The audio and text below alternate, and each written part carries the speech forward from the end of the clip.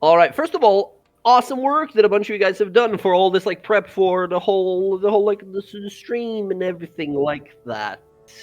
I myself, I'm just gonna do my thing and probably forget that we're even doing that in like 10 minutes. So yeah, that'll be fun. Let's see here. We'll start us off as always with a bit of a recap of our last time. So, friends, previously we left Asarius behind and traveled through the wastes of Jorhas on our way journeying south to the many hosts of Yggdrathad. This location that is built for multiple communities that have recently been sort of joined or sort of accepted or conscripted in a sense into the Kryn dynasty. On the road, we encountered some interesting and strange things.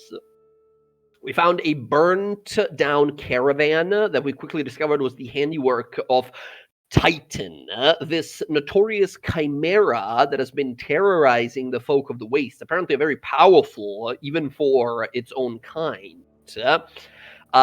We at one point sort of had to remove a splinter from old Swamp Shell's foot, and we encountered some Kryn soldiers with a orcish prisoner right after they sort of had a battle with these Koshtask orcs. These orcs that deeply venerate and worship the god of violence and murder, Grush. After the last one was sort of left alive, captured in a sense, in a moment of strange memory of or previous sort of lost clarity, our barbarian here drew her blade and executed the captured orc. The drow sort of freaked out for a moment because that's not how their judicial system works. But with some sort of clever wordsmithing, you managed to persuade him of like, it's all right, this is better. He was, a murderous orc. It's better off this way. He killed a bunch of yours, and they calmed down. They sort of chilled out. After this, they were going to originally sort of like travel with you, but after one of your members executed a prisoner, they were like, we're going to go on our own. It's cool. You guys continued your journey, arrived into Yggdrathad, and began your sort of investigation, the search for this individual that you've been tasked with finding. This person whose title is the Ancient of Rites. You were given this task by the task hand, Varen Thalis, who has been apparently on a like a goose chase of sorts. There's this shadowy individual that you guys have briefly encountered that has some sort of shadowy, demonic, and fey abilities. And apparently, this individual entered a dark tower of evil some time ago, and now has been moving across the waste of Jorhas. And the task hand, Varen, is trying to sort of catch him, figure out where this guy has gone, but this individual is very good at hiding their tracks. So this Ancient of Rites is apparently a being that is like all-knowing, all-wise, all that, and we are to find them and ask about. Ask about where this shadowy, demonic, fey person is. So, as you guys sort of asked about a little bit, we did learn that he visited here very briefly, multiple weeks ago, like a month and something ago, and he lives somewhere to the west of the town, towards the foot of the mountains, in the mists. That's the best descriptions that you were sort of given, in the mists. Once you find the mists and get lost in them, that's where you'll find them somewhere. We spent the rest of the day there visiting sort of local shops here, checking out what things of interest, some temples, as well as the temple, the only temple of the Luxon here, even leaving some offerings and receiving some blessings. We ended the session with you guys just sort of sitting down for the night and enjoying some rest and relaxation, some meals, some fine drinks as best they can have here. Once again, the wastes are location rather scarce with resources, materials. Nevertheless, wine and mead. So we did do that of like, and then we rest, and next day we go adventuring. However, over here, our elven bladesinger friend who wasn't there last time, Alondra, if you wanted to do anything during your visit here to the town, this is the sort of map of the town that you're looking at right now. You'll see multiple individuals. I'll drag you out onto the field. I think I already dragged myself here. There you are. Okay, perfect. Yes, and also yes, we have old Swamp Shell, who's just this big moving fortress that we have with us. Alondra, is there any? If you mouse over some of the names of these individuals here in town, you'll see the names of their shops as well. There's the sort of tavern and bar that you guys are currently at called the Exiled Dragon. Currently, the music playing is a sort of soft and slow tone. That is not actually physically played. Instead, all of you are hearing it in your minds, as seemingly the minstrel, the bard here, is this gem dragonborn that sort of rely on psionic abilities to communicate with people, and he's playing softly on his piano, but his voice that he's singing, you guys are hearing in your heads rather than throughout the tavern, which is a little weird because you walked into a tavern and it was like dead silent, right? A little awkward, but then you felt the music sort of slowly seep in. Violently cutting meat in the kitchen is this like jacked looking kind of crazed dragonborn who you hear like slamming the hatchet, holding arm, was like breaking the table as he does. Every few minutes, he steps on out and yells out, "Meat's done!" And then someone goes to like pick it up. That's the tavern and inn here. There's a little blacksmithing, a smith's store here called The Biggest Sword Around, where a hill giant, somehow has fit himself into this house and is selling sort of like inventory for smithing and such. I believe it was Zoria that bought tools for smithing, if I remember correctly. And an anvil. And an anvil. She got a gigantic anvil to go. Okay. Then we have the bottom left down here. There is a duo, these two husbands, Kron and Coltwins, that work in their sort of gem store, a jeweler's shop. If you want any like gems or rings or jewelry or anything like that. They also were super interested in some of your barbarian who's skilled with jeweler's tools, of maybe like working together, selling to them, or they gave her some materials so she can like make some things in the future. Next up, there is a general store for just about anything you can want. Maybe you can find a potion over there. Maybe they don't have a lot of resources, but any sort of like default adventuring gear, like ropes, chains, caltraps, all that stuff you can find at Dagra's general store. Down in the bottom right, we have this little Temple of the Luxon, and there is this light speaker, Ziande, who was providing for a little tribute, a little offering the party was giving, a minor boon or a blessing to different party members. So we have a few different boons and blessings that people have. Again, they're very minor, they're smaller boons, but if you're interested in getting a little magical boost, you can throw some offerings. It could be coin. For example, Odo gave a beautiful carving that he made, and also received a blessing. Yep. Also, yes, I forgot to mention in the recap, but Odo's companion, his sort of longtime companion, this little pseudo dragon that he has, he paid for a ritual to be performed, and now Keda is his sort of proper fine familiar ally. So they're magically bound, and the little dragon won't be accidentally stepped on and gone forever, which is amazing. Oh wow! Yay! Yeah. And next up, we have up here Ivan's intricate incantations, scrolls, spelling, that type of stuff. This guy says, a big bugbear man who sells a bunch of scrolls and texts and such. If you want to just buy a book of some sort, right, that's the closest thing to a library that they have around here.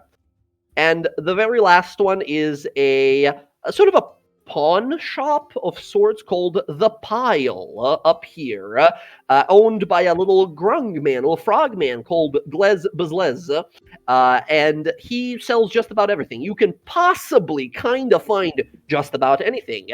Mechanically speaking, if you're looking for an uncommon magic item, there's like a 30% chance that you might find it in The Pile. So, if you're really looking for something out there. That's where our fighter here, where Odo got some kinds of rare wood, some planks that he can make into maybe like a shield or some sort of anything really he comes up with. So that all said, was there anything you were looking to sort of visit or check out during the day that you guys are staying here? I'm curious in the spell shop for sure. Mm-hmm. Absolutely. You go over, this individual looks over and says, "Welcome to my store. I sell you anything you need. Need parchment, spell ink? I make this. If you want, we have scroll of spell we sell." He gestures and shows you he has like a scroll of silence. There's like a scroll of web. You quickly gather, being a wizard and a sort of scholar of magical arts, he has up to second level. Most of the up to second level spells for mostly like wizards and sorcerers. He doesn't have a lot of like divine stuff, not a lot of like cleric spells. Gotcha. Okay. So if you're looking for any first or second level spell, first level spell scroll will cost you about 50 gold pieces, while a second will be 100. Okay. So, and he just kind of has a little bit of everything? He has a little bit of, like, you can buy spell ink from him. He has a limited amount, Well, I have though. the spell ink because I've a... Hell yeah, you have it already. Been, doing... making it your own. You're making it, yes. Hell yeah. So... Are you looking to buy any scroll, maybe perhaps, or just sort of like perusing, window shopping? Yeah. I am specifically for sure looking for identify. Identify? Yeah, he'll have it. He'll have it. He will explain to you as well. Says, "I do not have a material pearl you need. Go over to jewelry store." And he points across the road where the two sort of hobgoblin husbands work. Gotcha. Identify needs like 100 GP pearl that to cast the Really? spell. Okay, I didn't notice. Yeah. So, it's not is like there a any- consumed thing. It's just you just need it and you just have it and you do the spell from now on. is there any other rituals that I should get? Rituals? Well, I mean, ritual spells.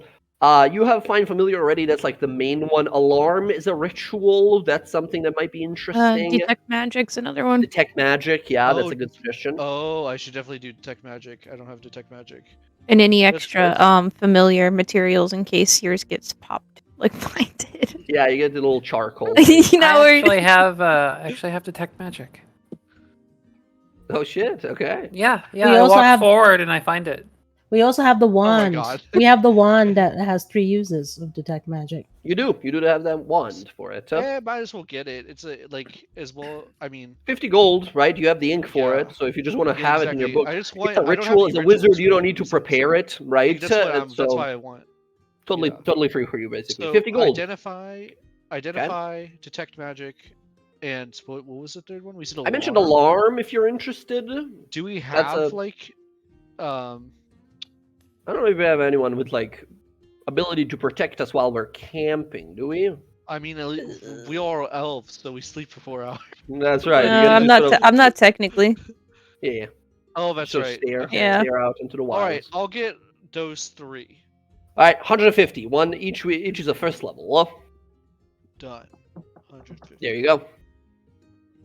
Excellent. I'll rely on you to know how much spell ink you actually have. If you need to buy some, he has a total amount up to a worth of. Well, it's not really that you need. You need like magical spell ink. Whenever I assume like wizards are transcribing the spells, you need the ink, not so much the paper, right? So Ink I is have- the thing that needs to be magical. Currently, I have spell ink 1 through 3, and I have 2 of them. Okay, so that means up to two spells that you can transcribe for free. Right. Any levels of 1, 2, and 3. So it's like a And- one-time consumes. It consumes the same amount if you're transcribing a first or a third level for that. Gotcha. ink, yeah? Gotcha. And So you then have 2 already covered then. How much is ink? Ink is 50 gold per spell level. However, if you are that school of magic, you're a blade dancer. You're not any school of magic. Yeah. Then it's half. So for you, it'll be extra 50 gold for spell ink. The School of the Art. Okay. Yes, He is. He's amused, but wants his money. Right. Look, anybody that goes to school for a fine arts degree never amounts to anything. Well, shit. All right. So Uh, you wanna buy some ink, or like I'll just make some on the way? I'm just gonna make some on the way. Yeah, I'm not right? Because spending you're a good alchemist. You can definitely find and make some. freaking Uh, gold. I- Other rituals Ink. too, like Unseen Servant's another one. I just pulled up all Unseen the Servant's good, rituals. yeah. Skyrite, Magic Mouth. So Magic Mouth is, I useful. think, a second level spell. You just leave a mouth somewhere and just like talks at people as they approach. just stuff like That that. sounds You just so leave it in the fun. middle of the waste somewhere. Someone walks by Oh like, my what the? gosh. Yeah, yeah. Okay, I'm making a mental note. Alondra needs that spell. Next Oh my level up. You know what gosh. you're grabbing. I can imagine with Alright. Unseen Servant, just like, oh, can you carry this for me? And You know what? Unseen Servant can be like your like backup dancer or something, right? They can be like something in the background to help you throws perform. You glitter. know what? But isn't it unseen? How can it be a backup dancer? You can hold That's so fans or funny. something like that, right? Her hair moving As the you guys wings. can see, my is that background first level? dancer. Yeah, it's I That is believe. the first level as well, yeah. You Yeah. know, I want Well, to spell you scratch cast them. alarm and we're getting unseen servant. Okay, alarm's gone. You get the important one. Okay, very good, very good. Unseen Servant is yours. And Okay. yeah, you have a I little would need to go invisible get servant. the component for identify. Yes, you go down to this little gem store. In the bottom left, we have the Kron and Cultwin's crystals.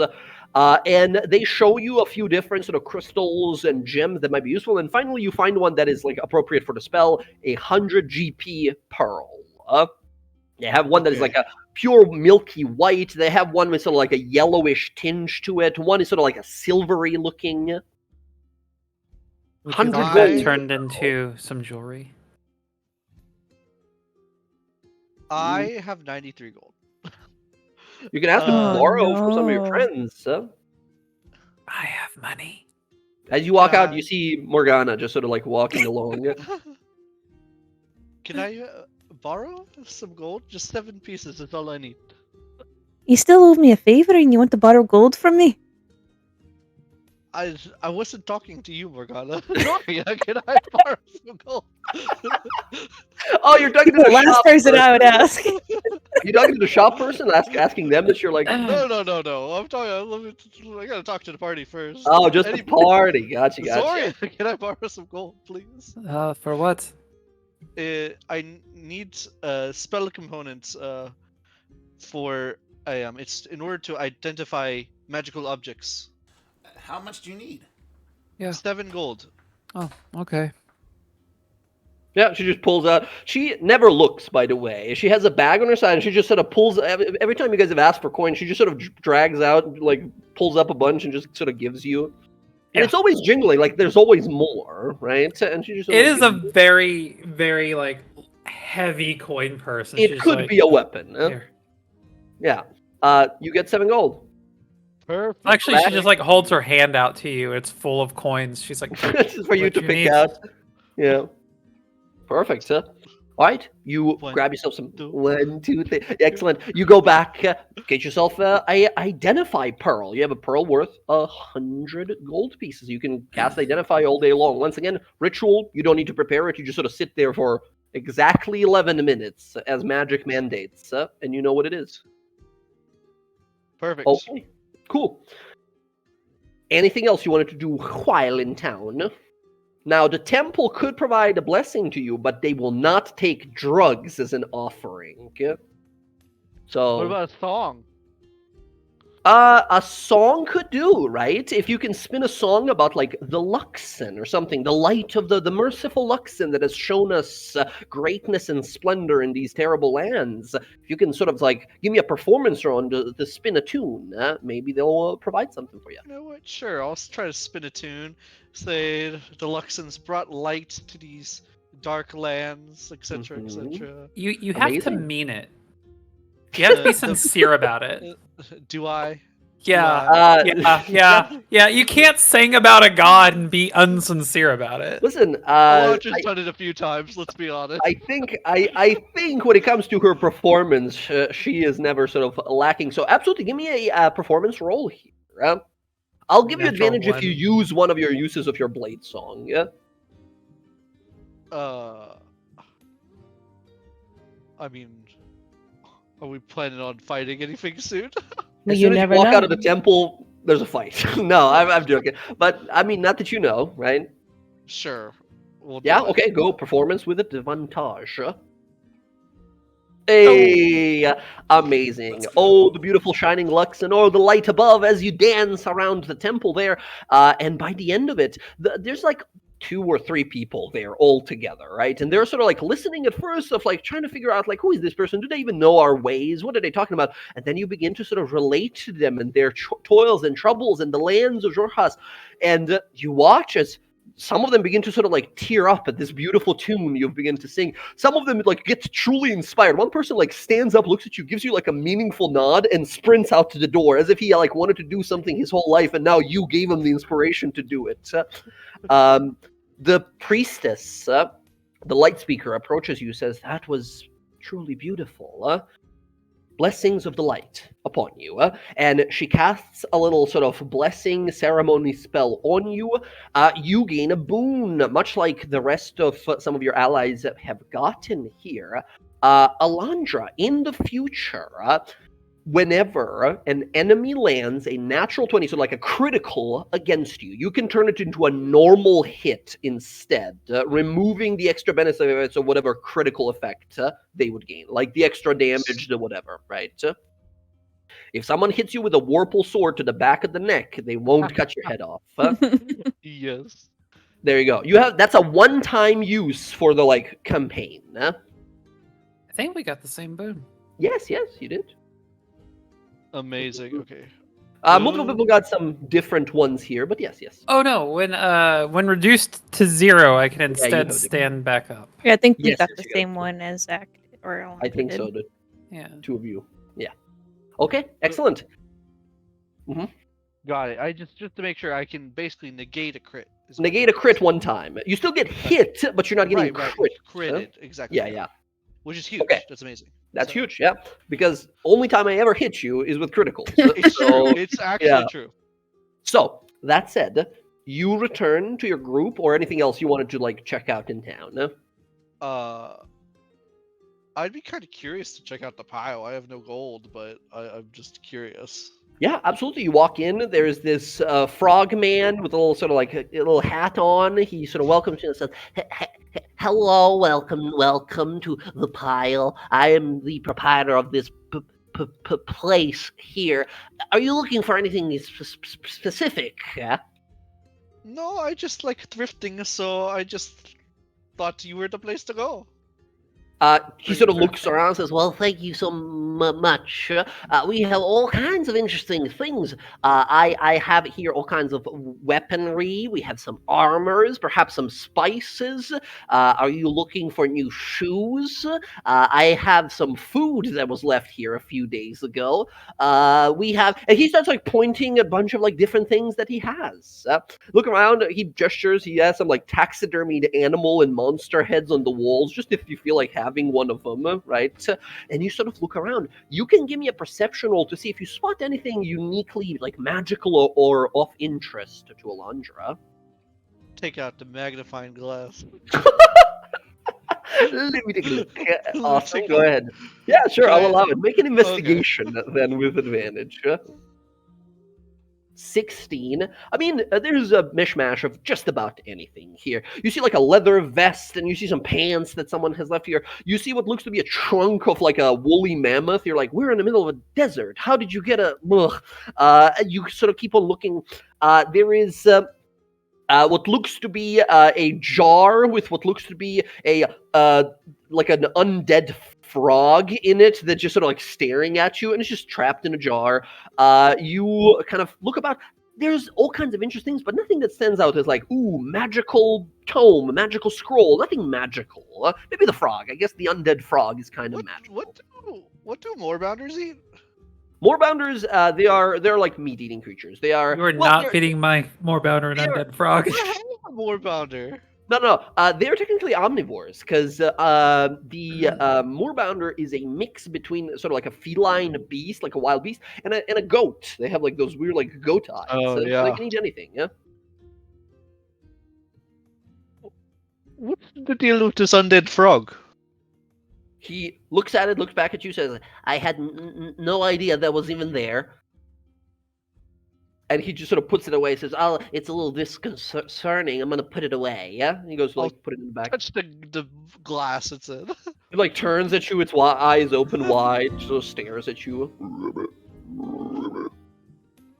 Do I know what it is? I mean, you stare at it for a second.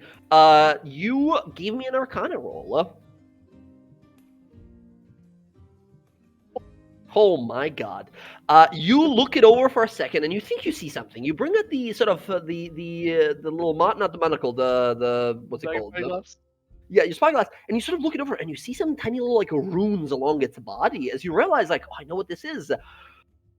This was like a necromancer's find familiar, and the necromancer must have died, and by some weird magical accident, this familiar stayed, and it's just someone put it in a jar, someone captured it.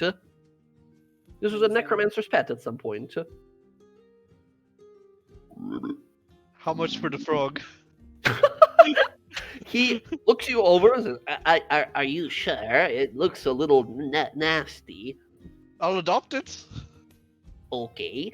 Well, I don't think anyone is ever going to buy it other than you. So let's say 7 gold pieces. Goes back to Soria. Find Zoria again.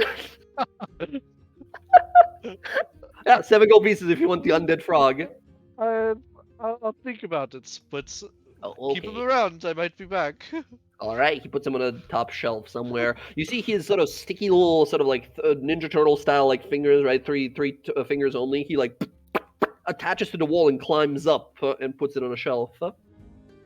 He's cute. No, no, he isn't. In his own way. All right. Do you need anything else? We have some art pieces, maybe some vases, or perhaps you'd like a. And he gestures over. He's got a cool looking like a clay bottle as well. He like puts it down. He's got a whole bunch of stuff, right? Not right now. But I will make sure to come back once I have a little more money. All right. Oh, okay. All right. Excellent. Yeah, he'll save the undead frog for you if you ever come back. You make your way over to the party or any other place you'd like to check out. No, I think I've spent enough time. Cool. You return to the party. Everyone sort of gathers. There's a evening of sort of like, drinking and relaxation spent there with some nice music. The night passes. You all wake up the following morning. It's sort of like overcast, some clouds in the sky. It doesn't look like it's going to rain. It's just sort of like dark clouds in the sky. You see that while sleeping, Old Swampshell has become sort of like a home for like 3 dozen vultures. They're giant swarms of vultures that are sort of landed on the top of the tent. Oh yeah, I don't know if I mentioned that. Ayla here spent a little bit of coin and got a gigantic tent that covers most of the shell of Swampshell. Nice. And all of you have like individual smaller tents inside as well. So you have one like giant sort of communal area, and then each of you have like tents for yourselves. So yeah. You guys wake up the following morning and figure out like, all right, it's time to find this Ancient of Rites. Out of curiosity, sorry. Mhm. Yeah, just because I'm new to wizarding. Still in wizard school here. No worries. What's the rules for transcribing spells into my spell book? Basically, it takes you get a spell scroll. It takes you 50 gold per level of the spell to transcribe it, and 2 hours per level of the spell. Unless it's your school, then it's like half the amount. Doesn't matter for you. First level spells takes 2 hours. Second, 4 hours. Third, 6. Yada yada yada. So for the spells you have, it's 2 hours per. You can totally do it like before you go to sleep that night. So I still need gold to transcribe spells, even if I have ink. And no, if you have ink, that replaces the cost. That's why you've been making. So it just like waives the cost of. You just need like the 2 hours to do it. And that's so because I sleep for only 4 hours, can I? You can do it all through the night. Use my other 4 hours to transcribe my spell or 2 of my spells. No problem at all. Okay, great. Not an issue. You got him. Add him to your spell list, or let me know if you want me to add him. Okay, excellent. So, The morning comes. Is there anything else we would like to do in town, or do we start marching out into the wastes towards the mountains? Second thing is, because we know we're going into some mists of the edge of the mountains, are we bringing our Gigaturtle house? Your guys' call. How much would it cost to stable him here? They do not have stables big enough. But the lady that works at the bar here, Ari, of the Exiled Dragon, will say, like, you know what, throw me a few silver coins, and as long as you guys are not gone more than, like, a month, we'll, like, keep bringing it, like, water and food every once in a while. Oda will hand her a gold piece.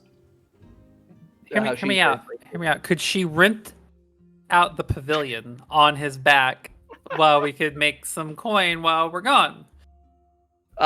She says she would be maybe interested in the idea. Give me a persuasion roll if you want to try here to strike some sort of a deal, make some coins when you guys are gone.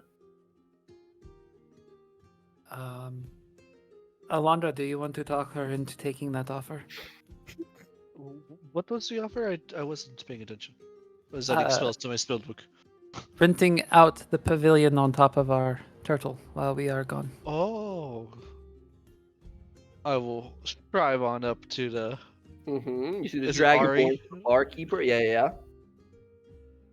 She's sort of thinking about it, right? She sees this I have giant an turtle. opportunity for you. You see, there's a luxurious space. A space that people don't really get to witness on a day-to-day basis. You see, when they come to your town, they're expecting something. They're expecting your tavern. But you, for your upper echelon clientele, you can offer them a stay on a horizon back tortoise. It's got a really great view if it stands up. Isn't that an opportunity? Give me a persuasion roll. She sort of looks at it. It's a very old turtle. It's just like slowly turning its head to look at what's going on. Yeah, give me a little persuasion roll here. It's not even that she doesn't like the idea here. It's that a lot of people here haven't seen these things, so they might be a little frightened to even think of it. Ooh, okay. 17, yeah, no, she sort of thinks on it for a while, says, I do like the idea of this exclusive, only for a limited time, offer. You know what? I'm very interested. How about we say, it can stay here, we'll keep it fed and everything, no charge on your part, and once you return for it, I will give you half of the earnings of the individuals that have chosen to, spend time in this. She sort of looks at it, like doesn't know what it is. Like your exquisite and fine lodging. Right. How does that sound? Half of the earnings. However, if you are not back within a year, I will keep this lodging tortoise for myself. Deal. Understood. And she shakes your hand excitedly and goes on off to sort of kind of like pet him and like inspect him for a while. Then she realizes like, oh, this is a clunker. This is an old turtle. This is a really old turtle. You strike a deal. Half of the coin she makes from it staying here, from Old Swamp, she'll stay here. You guys get ready to leave. It just sort of turns its head and looks at you like... Before we leave, yesterday, could I have used my time to make a greater healing potion? Yeah, you had a day, so why not? Give me you have the recipe for it now, so yes, absolutely. Mhm. Give me not medicine, the herbalism kit roll. DC is 12. Nice. It'll take you a better time of, I believe it takes like 3 days total, though, to make an uncommon of those recipes. Dang. We'll say, as long as you're alive in like 2 days from now, the potion is done. Yeah. Because usually you make it, you mix it up, and then you gotta leave it to brew for a few days. And then you everyone's to open it, add some extra ingredients, right? Whole shebang. Okay. Excellent. We got it set up. Anything else that you guys would like to do? Yeah, I can do the little thing. Yeah. There we go. Just to verify, the oil of sharpness that I bought, that was a +1, right? Yes. Yeah. Cool. Okay. You all get together, you prepare, and you leave. As you set on out, leaving the old swamp shell behind, you step back into the wastes of your Shorehas. As you all begin to move here, you were told that this individual lives somewhere at the foot of the mountains. That means about a day and a half of journeying and sort of searching in the area. Zach, it's a welcome back. Roll me a d100 to see if anything happens over the duration of the day. Anything strange or random, even, we can say. 18, good tidings. Nothing happens along the way. We sort of journey on along. We spot a few strange sort of animal and beast and monster carcasses half buried in the sort of cracked grounds of the wastes. And at one point, as you guys are traveling, you see something that almost looks like a dune of sand that sort of rises. But as you approach and get a better look as you're sort of passing by it, you see in the distance, I don't know, like half a mile from you, what seems to be a carcass of a truly colossal snake. You see this creature that has died here probably eons ago, is almost like 800, 900 foot long, and only like the skeleton has sort of remained, and it's just sort of laid out there in the wastes. As you kind of look in its direction, you see multitudes of sort of vulture and carrion-like birds that gather there. Some of them, you begin to spot even from the distance, have arms and these horns and red glowing eyes and such. As you realize there's some sort of demonic carrion picking apart at this carcass still to this day. You continue your journey. Every once in a while, we sort of montage in and out as we see a sort of a blistering wind that blows on by as you sort of protect your all eyes and continue. There's that sound of vultures that follows us. As once again, we have some groupies. We have a group of vultures that's been following us from Asarius that has just sort of like been circling around us, hoping we eventually run out of food or water. As you sort of continue on, glancing out to the sun that rarely emerges from the dark clouds. Eventually, you find a little spot here in the wastes to rest for the night. Remind me again, do we have any, like, bullshit protection in the middle I don't of think that, this right? Nothing, one. like, runs into us? Okay. Yeah, actually, I have a giant sword. That's a good one. That's a good start. Bullshit protection. And You're like, this was a video game, your idle animation is just holding your sword up all night and bobbing back and forth ready. and rather than getting the alarm spell to protect the party, Alondra summons her unseen servant and is like, fetch me some tea, my liege. You hear this like, like a ghastly voice, and it flies on over, and you see a fire being like slowly lit, and you hear it like blowing to make the fire and everything, and it takes it like 10-20 minutes, but it comes back with a thing of tea that it makes for you. How nice! You have a servant, basically. He's your servant. And yeah, he we can't vows... camp here. It's haunted. Yeah. You have a ghost. You have a friendly ghost. All right. And yeah, it sort of disappears. As you have your little tea, you see as your little familiar kind of lands there. We see as the familiars have kind of been getting along. Well, yeah, some of them. We see that currently sort of flying around and having a good time, Barnabas and Kada, they're just sort of like, Barnabas kind of looking just kind of like confused and everything, just sort of excited, happy to be here type of thing. And Kada's like playfully kind of jumping around him and such. And every once in a while, they'll go over to Mordred, who's just sort of like unamused staring at them. And if Kada gets a little like too close, excited, it does that like cat hissing thing and stares, and Kada's just like tries to like play with it, but Mordred's not into it. Mordred's just like observing. And he's eyeing the whole time. He's just sort of like eyeing Barnabas and drooling just a little bit. As the night slowly begins to pass, all of you sort of sit down, begin to rest. It's not a pleasant night. It's kind of cold. It's very cold throughout the night here.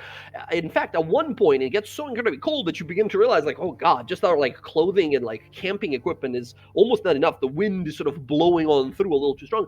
How are we going to protect ourselves from cold? If it remains being like this too cold, and we don't have enough to sort of like warm ourselves, we won't be able to properly long rest, and might even catch Did we bring our moorbounders with us? Presumably, I'm assuming you Yeah. brought your mounts with you. There's only one moorbounder, right? Well, I We have- bought one too. We have Yeah, two. Alondra bought one, and then Teddy, While they're how'd you forget? sleeping.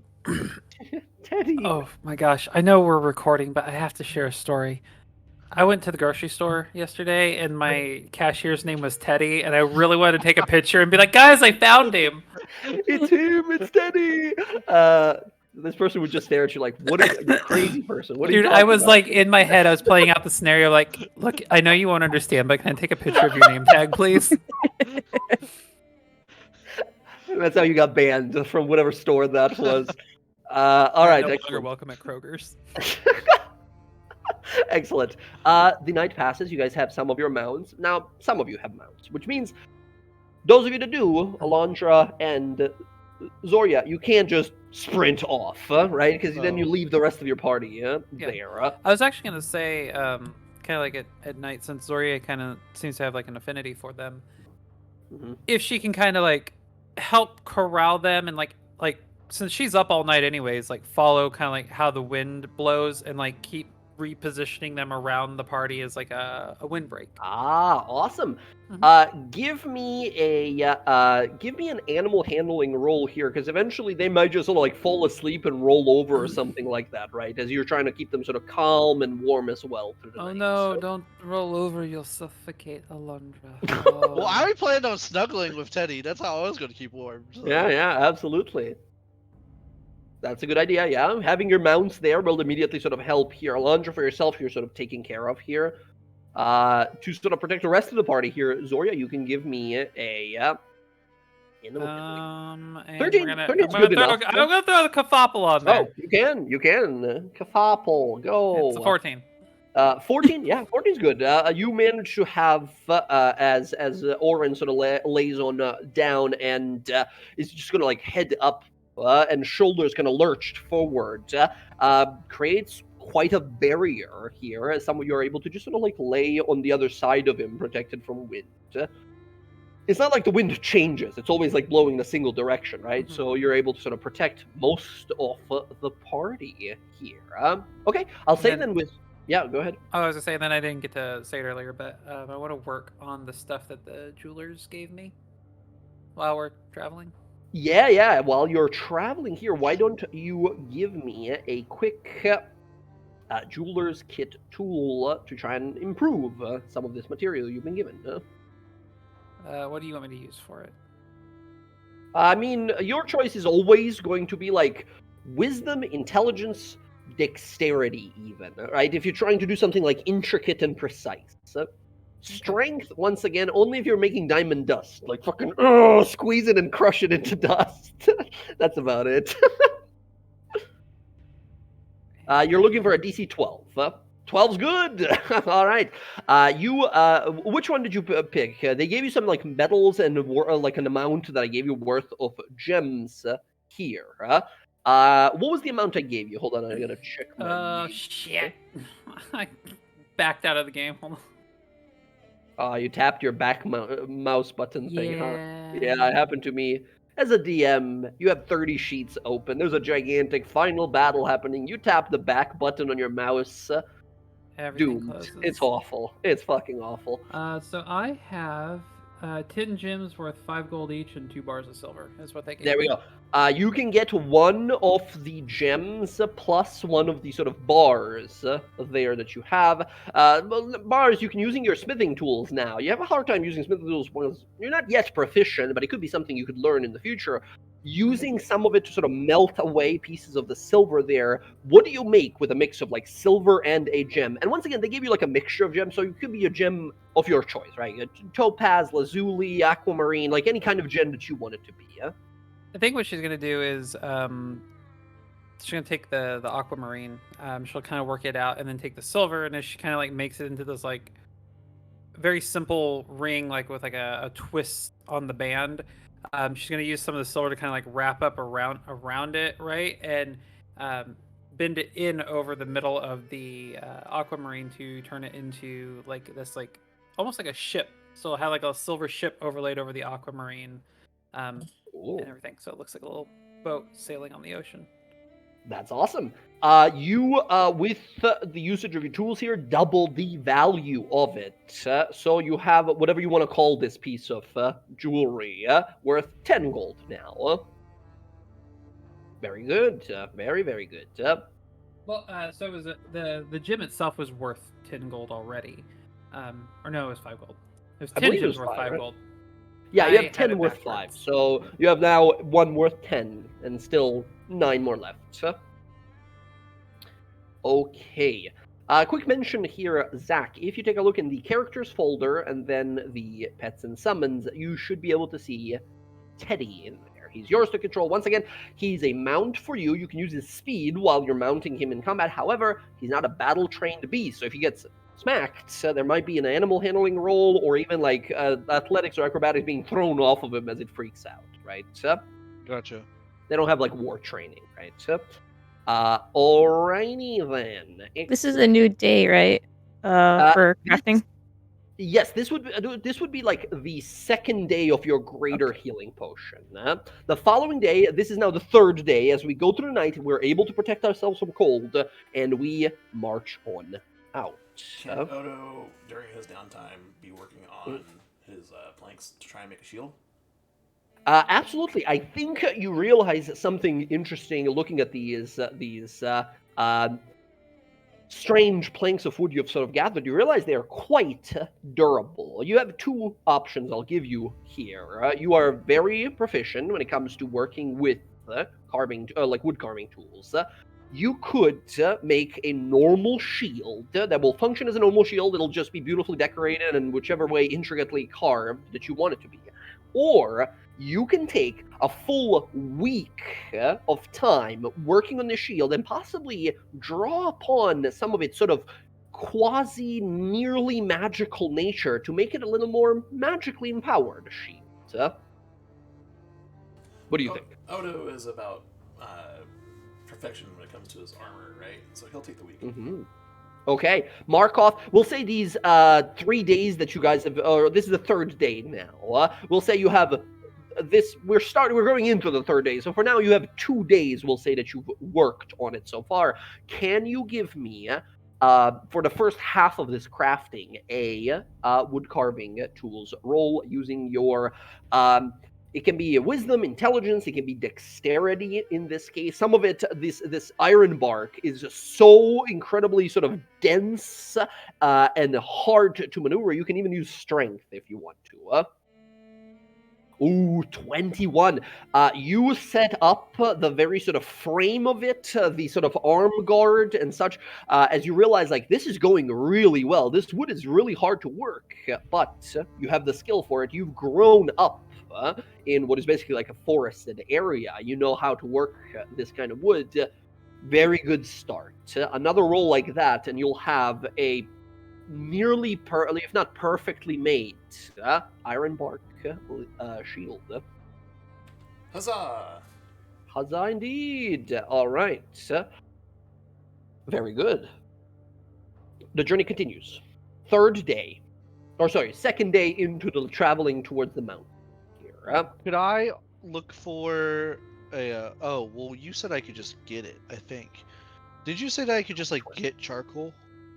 Charcoal you could have bought in town. Charcoal, realistically, you can just get, but depends Right, on that's what what you you're like. saying. Yeah, depends what you like need it for. Well, it's the only component I need to make ink spell writing. Right. Like It's, I think probably because you need that because it's the only one. I assume it needs a large amount. Therefore, you would still probably need like gold amount worth to get it, right? Okay. Or we can to keep it so it's not like you have infinite free spelling this way, right? Right. So we make it the way we'll say it at the end. You can still use your alchemy tools to prepare what is basically kind of like special kind of charcoal for this, right? Or you can like buy it in like a wizard shop or a spell scroll Right. shop type of stuff. So your can I choice. While you're use traveling, alchemy you can just tools? you can totally Can give I some look alchemy tools. for some In- charcoal? You find some of the wood here and try to sort of magically infuse it as you burn it, making this this ingredient for the spelling. Yeah? Give me that roll. I believe you just need an 8. If you're just making the like 1 through 3 level one, right? The basic spelling. Correct. Yeah. Mhm. Okay, that is enough. It's 8, yeah. Absolutely. Yeah, that is more than enough. On this last day, as you guys enter the second day, you can give me one more roll to now make it into an actual ink. Again, DC 8. Let's go. You create, I'll say with a 25, because you beat it like 2 degrees of success, you make 2 vials instead of 1. Great. Okay. Excellent. You all continue until finally you begin to watch. At some point, before you even noticed it, the landscape around you has changed. In the last few minutes or hours, you're not sure, as you begin to travel that morning, you begin to watch as the ground slowly at first begins to erect upward. At first, hillsides, then mountains begin to rise, and then flora that you wouldn't expect in the lands of Jorhas. You see grass, you see trees, and a thick layer of mist. At first, sort of vague and barely noticeable, but by the time you orient yourself, you have all wandered into strange mist. You can barely see more than 20 feet ahead of you, and you feel the wind that sort of blows by every once in a while is rather cold rather than the scorching hot of the wastelands of Jorhas. You realize you must be close, as whoever this sage, this ancient of rite is, must have altered this place in some way. You're dealing with someone of significant knowledge of magic and it seems power. As you all step on in, how do you try to orient yourselves through the mist?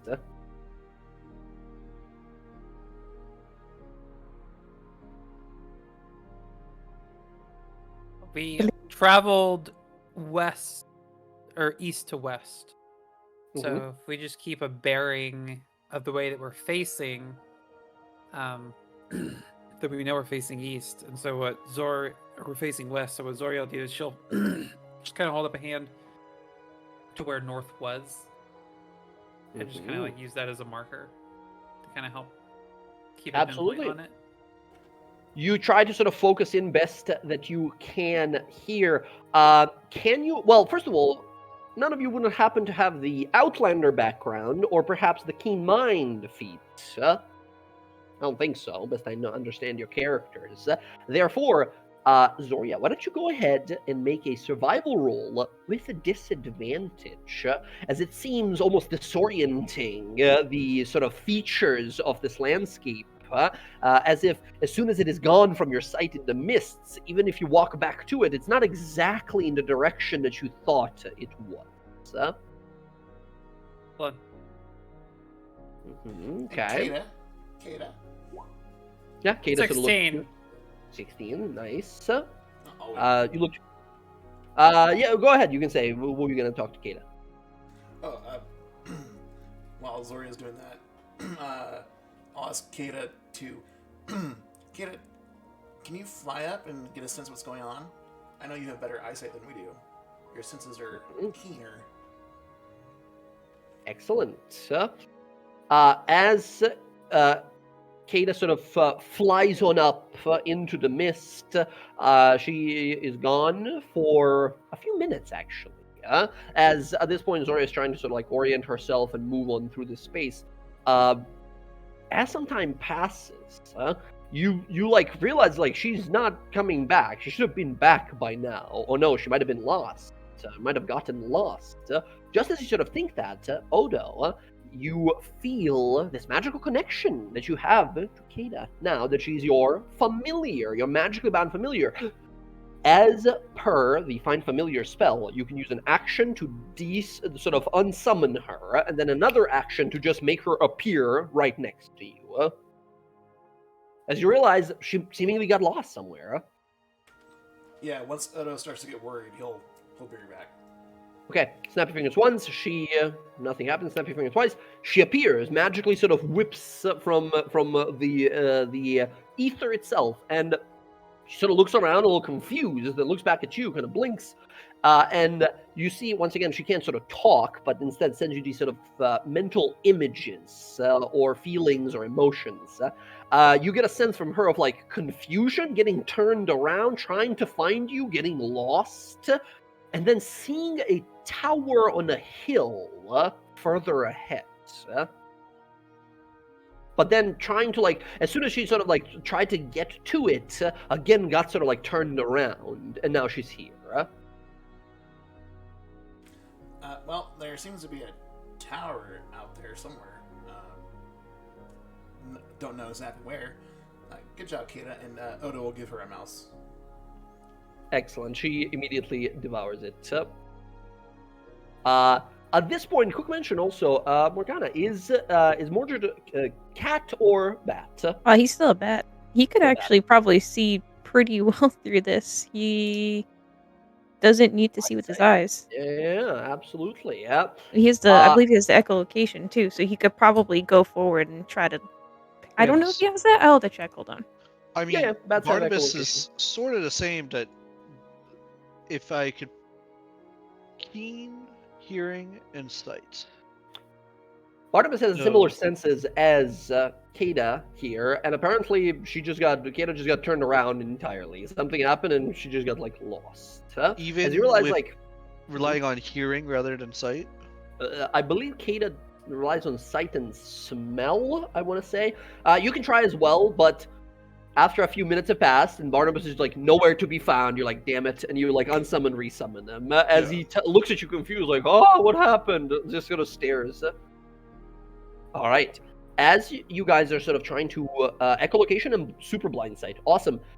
You send him out as well for some time. Because of the blind sight here, I'll allow a perception roll from Mordred. Perception is. Should be one of the proficiencies. 19. Okay. Looking around for some time. All the while, we have currently kind of searching the ground, looking for any like footprints your own at times that you sort of see as well. Zoria, you realize like, okay, this is the second time we've been like turned around and ran into our own footprints. This is getting annoying. And you sort of have this odd idea of sort of following your own footprints until a point where you sort of change direction and change direction again and change direction again, and through pure sort of stubbornness of choosing another path every single time, eventually you hear something up in the distance. At the same time, Mordred flies back and is able to like be the only one to navigate this mist, not relying on his sort of traditional senses. Morgana, he communicates to you, sort of telepathically being your familiar, saying, tall tower made of stone, smoke rising from chimney, giant demons. Well, I've got the good news and bad news. What would you what's like that? first? The bad news? There's a bunch of demons where we need to go, but I think Mordred's found the way. Not a surprise. At this point, Zoria, you're sort of looking on out, and you're beginning to see a little hill and a little cobblestone path that leads up to some sort of silhouette in the mist, right? It's kind of distant, but you see it. You found it, right? Some sort of a tower rising in the distance, no more than like 200 feet away. I think it's that way. Just points up the little path. Mm-hmm. The rest of you guys are like, what path? What are you talking about? And she takes a few steps forward and, gestures to this, like, cobblestone path that none of you have even spotted at Right all. here. Path. All of you begin to sort of look around and slowly approach. As you do, not as cute as it was from the tiny little undead frog in a jar you heard before, Alondra. You hear another sort of croaking sound. Loud sort of grunting, almost like gurgling at the back of the throat, and another sound that goes like a squawking bird sound. As you guys approach and begin to look through the mist out there, you do see a tall stone tower up ahead, with indeed a chimney at the back of it, smoke slowly kind of lazily rising into the skies above, all sort of in the mists here. And you notice a set of stones surrounding the tower with markings, arcane sort of runes and glyphs written into them. As standing in front of it currently are two gigantic creatures. One is this spiked, sort of like battle toad looking creature, like a bipedal giant frog with massive muscles and claws, that is just sort of like sitting there. Its eyes are rolled back in its head and is just sort of like dazed, waving its head around. And another one, perched on the side of the tower, is a vulture man. With like a big black beak that drips with blood. He's got red glowing eyes and wings that are tattered and sort of oily. And it's sort of kind of like surveying around, and every once in a while releasing that kind of like screech through the mist. I'm going to move you guys to the map so you can see what you're looking at. This is the location. That's your merry band down there. And up ahead, we see these two creatures. First of all, this toad creature, as big as a horse. This gigantic spiked toad creature with warts and mismatched teeth all over it. And then this strange vulture creature with like freakishly humanoid features for a bird. Like, you can look at it and tell like that doesn't make sense, to a point where my mind is starting to hurt just looking at it. And they're just sort of like perched. The vulture thing is just sort of perched on the house looking around, and the toad is just sort of like waving its head around as if like confused or drunk. What do you guys do? These are those like stones I mentioned around the house, as you guys can kind of see around the tower there, and you see a little fence and a little path that leads there, all through the mist. I'm gonna lead Orin over here and just Okay. tell him to stay. Sit. Don't go anywhere. Be good. Really, really quick, before we approach this, just so I have full context, I remember we're going to meet this guy, but what were we supposed to do with this guy? We were supposed to talk to him?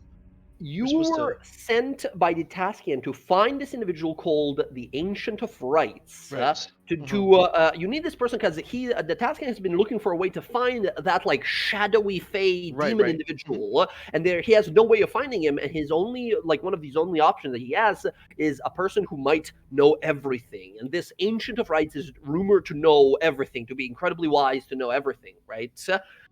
And that's why you're looking for this person to ask for the information if this guy can sort of like divine or find out somehow where this shadow person is. Gotcha. So we don't want to be aggressive against this, right? We might want to be aggressive against these things. But what if they're like his pets? If you're all powerful, you like, pets, powerful pets. Do you? Because Yeah, where look I at come from, Barnabas, things very like that powerful. are trying to eat people. Any of you who want to can make a religion roll to see if you can determine what kind of creatures you're looking at. They're obviously demonic in nature, if you can even call it nature, but you might be able to, glean some more info from it. While they're staring intently at it, I'm going to oil up my sword. Okay, yeah. For the next hour, you have a magical sword, +1. Hot damn, you guys.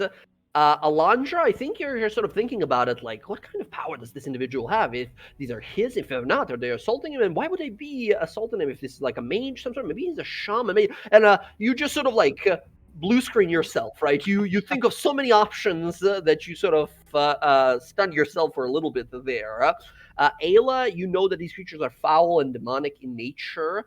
That they are probably resilient, or they're probably resilient against physical attacks, but probably weak to sort of holy attacks.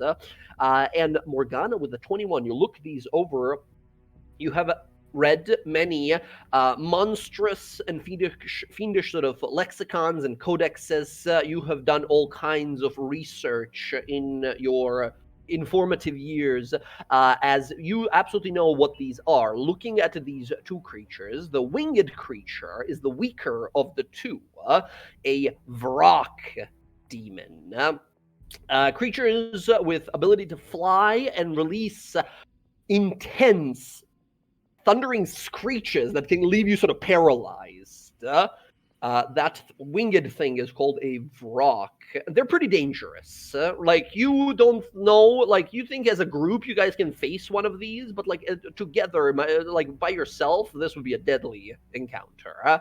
And the other one is more powerful, and it's called a Hezro. These are very violent. They are physically very strong and very violent creatures with a unique stench to them. Such an intense stench that it'll make a dwarf pass out. AKA poison, right? Because dwarves are resistant to poison. Yeah. Yeah, she's gonna relay that information. I don't know. I don't know why a shaman would be summoning these sorts of things. Is it impossible? I suppose not, but unless there's some sort of way that we could get in and ask the shaman. I don't think that the Lakers one will approach him.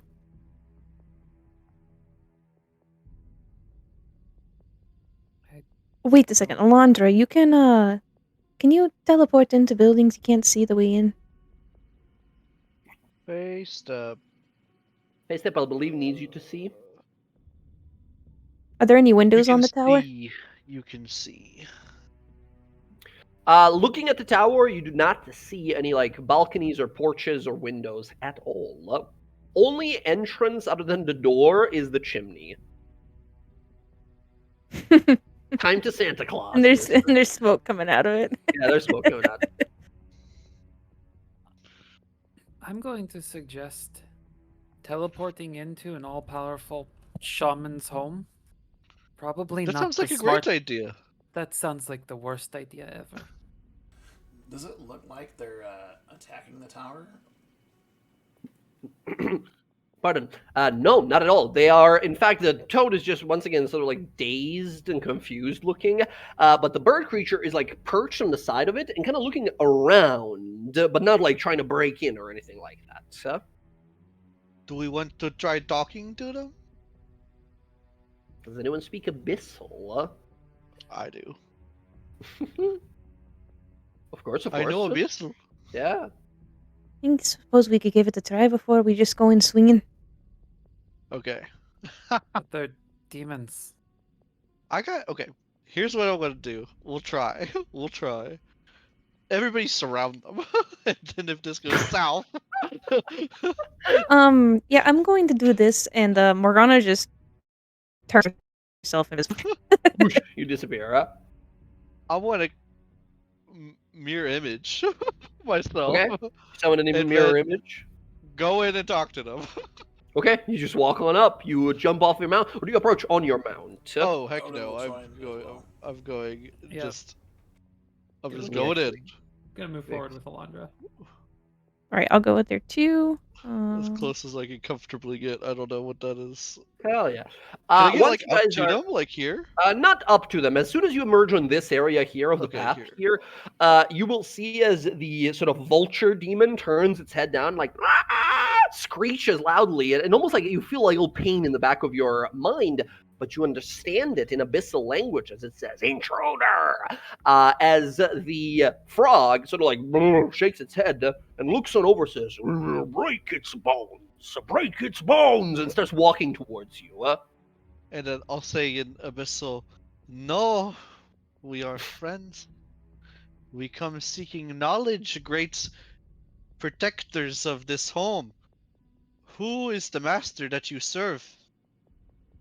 They sort of look a little confused at the moment.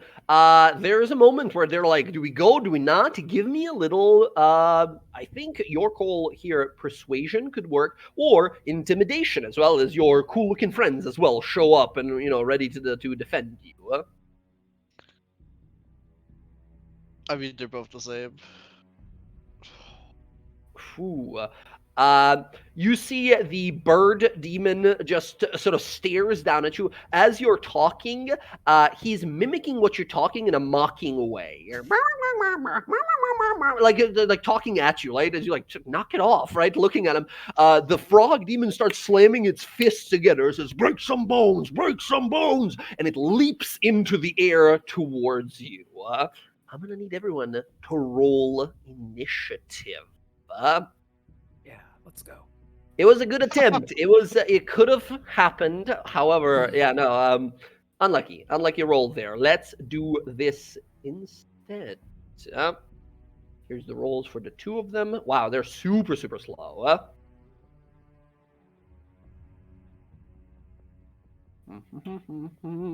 Very good. All right, you guys knew you were heading into a possibly dangerous sort of territory here.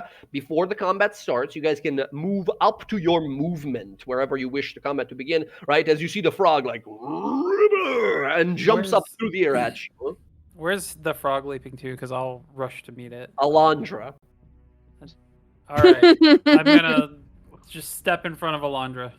You know that gif of the Markiplier jumping and punching into the camera? That's what it's doing right now. Yeah, I gotta find that. I'm some ready reason, to intervene. It's showing me as Barnabas in the turn order. Oh, you might have clicked his token and rolled your initiative from your sheet. Oh, is that what happens? Did I'll remove you and add you manually. No worries. Oh, sorry. I'll add you back. Sorry. Oh, you added yourself. Excellent. 14. Oh, not 214. 14, please. Here we go. 214. Her heart gave out. She was so young. All right. There we go. Excellent. Let's do it. As you all roll initiative, you realize, unfortunately, as some of you could have guessed, there was a chance, but negotiating with demons is very, very difficult. Demons are not like devils. They're single-minded. They want to corrupt and destroy, right? If these were devils, this would be a totally different tune. However, instead, we roll initiative. As these creatures lunge forward, as the vulture sort of loudly screeches, and the frog rivets and then leaps up with a fist extended out, Odo, you act first. Once again, I said that you guys can move yourselves before the combat begins. If you're happy where you are, you're good. I don't want to be too far away from the group. Odo will hold his action for the frog to land, and then make his attack. Okay, sounds good. For reference, this vulture creature is 10 feet up on the wall. Okay. I did 10 feet down instead. He's under the ground, damn it. There we go. Odo, you ready your action for the creature to land, yes? Now, I will mention something. Alondra is going to go before the demon creatures.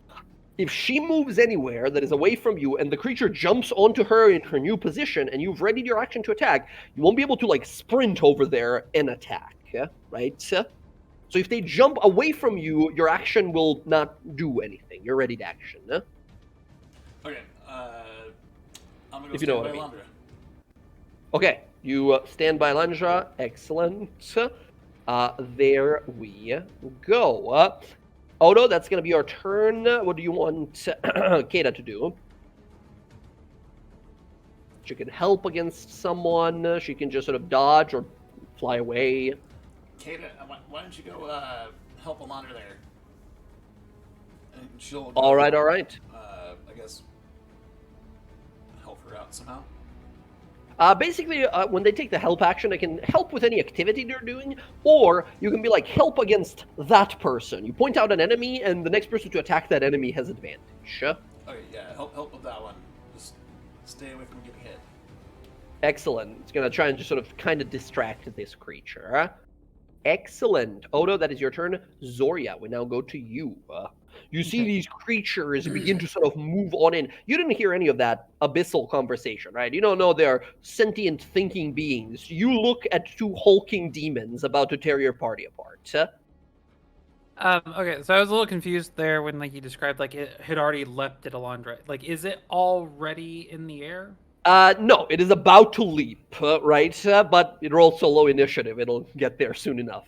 Perfect. Then I'm going to, Yep, we're gonna rage. Throw yourself into a rage. Very good.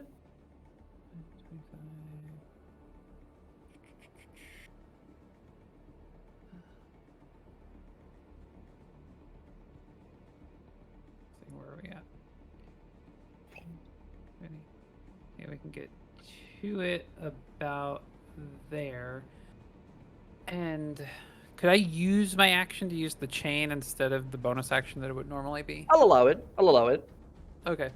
I'm gonna try, and before it can take off, grapple it with the dredge line.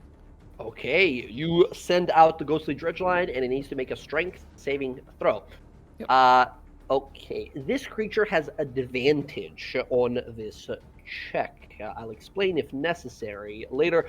18, I think, makes it no matter what here. You toss the anchor and wraps around its arm, and you pull, and it stops it, right? It, like, looks back at you with this, like, maddened, hungry eyes. You realize, like, all right, he's got muscle. He's strong, yeah? Okay, yeah. Come on, big guy. You and me. Okay, Zoria, you are raging. You are ready to go. That's going to be your turn for now, I believe. Yeah. I'm going to get more coffee. I'll be right back. Sounds good. Alondra, we go now to you. You see Odo, he's in sort of like a protective position. Blade Song, you begin to move, and you and your mirror images begin to like swap places and dance all together, spinning in the space. You see the vulture's eyes moving until they eventually cross, right? Confused, like trying to figure out which one is real. How are 3 of you? 4 of you? What the? Excellent. You're confusing both enemies and allies. So I will move up. Well, he's 10 feet up, right? He is perched 10 feet up on the wall, like one arm up and sort of like looking down and screeching loudly.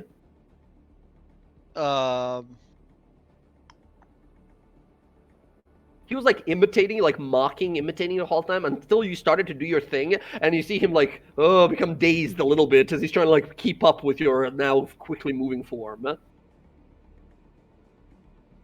Can I like, I don't know, acrobatics check to like get up on this like ledge or something? Like wall run up? Yeah. You can. I mean, it's made of cobblestones, right? So it's not all of them are like perfectly like vertical. Some of them might be sticking out more or less. So you might be able to sort of like to kind of like do some Assassin's Creed wall running. Here's the thing, though: at the end of your turn, you would like slide back down. Okay, however, doing that, he might get an attack of opportunity. Oh, interesting. Okay, that's fine. That's fine. You can still throw out a spell of some sort if you want from down here. Nah, I'd rather hit him. Yeah, absolutely. I'd rather hit him. Okay, give me an acrobatics roll to see if you can sort of leap. Oh, yeah, go ahead. Because I'm in Blade Song, I get advantage with acrobatics. On acrobatics, yes, you do. Hell yes. So, this is not that high up in your Blade Song. We'll say DC 14 here. Okay, 21, easily. You leap from one side, leap onto the other, and you have this sort of like after image of you, of all these extra versions of you, like jumping up after you. You leap up, you get up to it, it stares at you, it opens its wings out about to attack, but you're faster. Go for that attack, yeah? Remember, your weapon is magical because of the offering you gave to the small shrine of Tiamat you guys found before. So this will be Booming Blade, but I want to just do the... Booming Blade, clever, very clever. That totally hits. Excellent. It does 10 points of damage here. Full damage, unmitigated damage. And if it moves, a Thunderous Rune will activate. You do slide back down. Because you rolled such high acrobatics, I'm going to give it disadvantage against like a beak attack that is going to try for against you.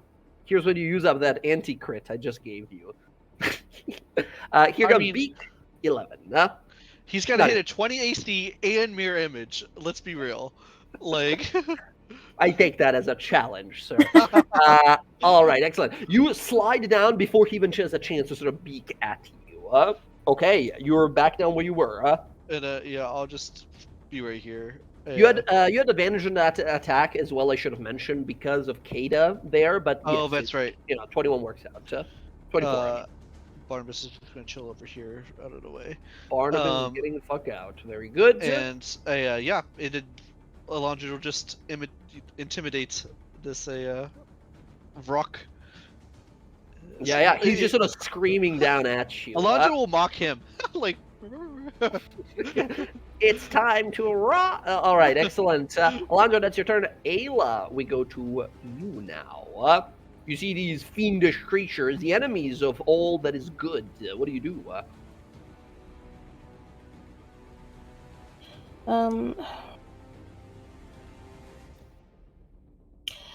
It's not a lot that I can do, so I'm just gonna move up. I'm just gonna cast Twilight Sanctuary.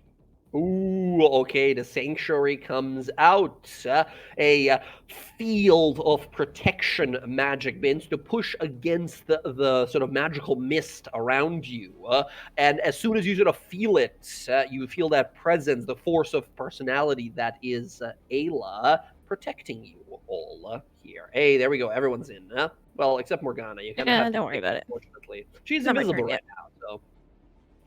Okay, Ayla, amazing. That's your action. Anything you want to do as a bonus? Nope, I don't have anything else that I could do for bonus.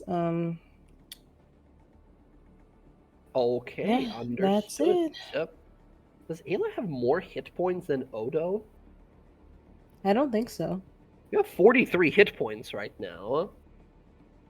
And Odo has 37. I'm trying to figure out how you got so far ahead with hit points, because Alondra and Morgana have around 30-ish. I took Cleric 2 levels and then a Sorcerer. I don't know. I took the average. Yeah. Goddamn. Yeah, that's totally, because you had D8s as well here. Yeah, they're D6 classes, absolutely. Wow, very cool, very cool. Goddamn. All right, Ayla, you post up, shield raised, chakram in the other hand. I think that's going to be your turn. Yep. Okay, you just send out the protective field, ready to abjure the wounds that your allies would get. Morgana, we go to you next. I'm going to dash Uh-huh. over here. Okay. And then I'm going to spend 2 sorcery points. Okay. And I'm going to quicken a spell. Ooh. And I'm going to quicken Tasha's Mind Whip. And because I'm invisible, it'll be an advantage, right? Against the big toad one. I don't Is it think a, it is. I is it think a that save? mine was Oh, that one's a save? Don't use yeah, that I one think then. so. I want to use the advantage. You changed my fucking mind. All right, fair enough. All right. What would you like to do instead? Let's see.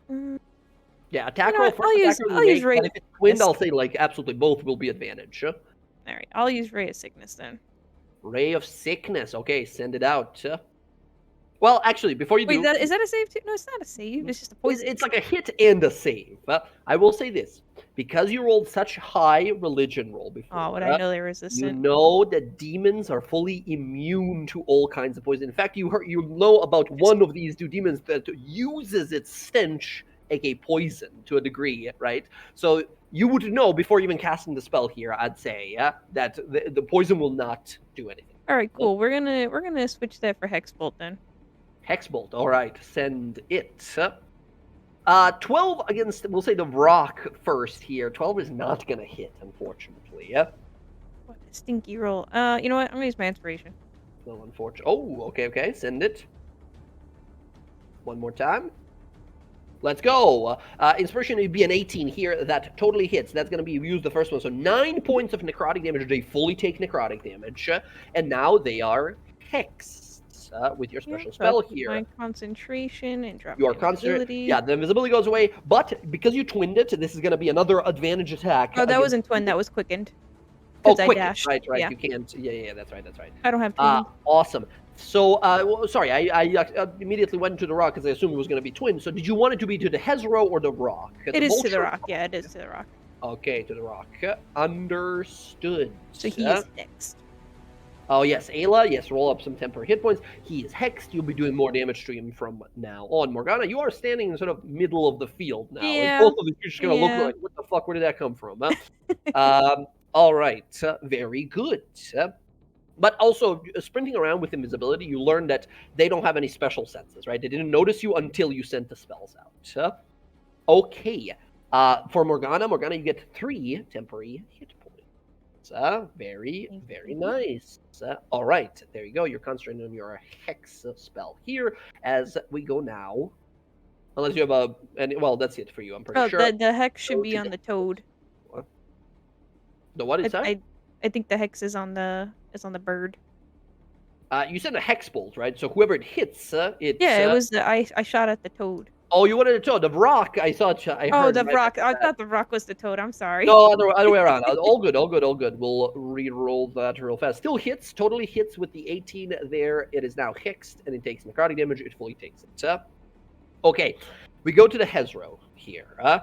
It looks around. Zoria, it sees you. It leaps through the air and lands right here in between you and Morgana. It throws his arms out to the side and croaks loudly as you sort of cover your ears for a moment, and then it's going to start swinging. This is a big, powerful enemy here. It makes 3 attacks, bite and 2 claws.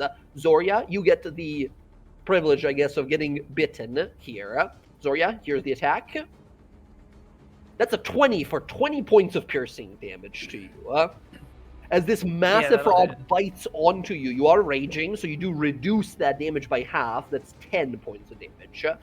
Morgana, you get one of the claws. 12. That's not going to hit.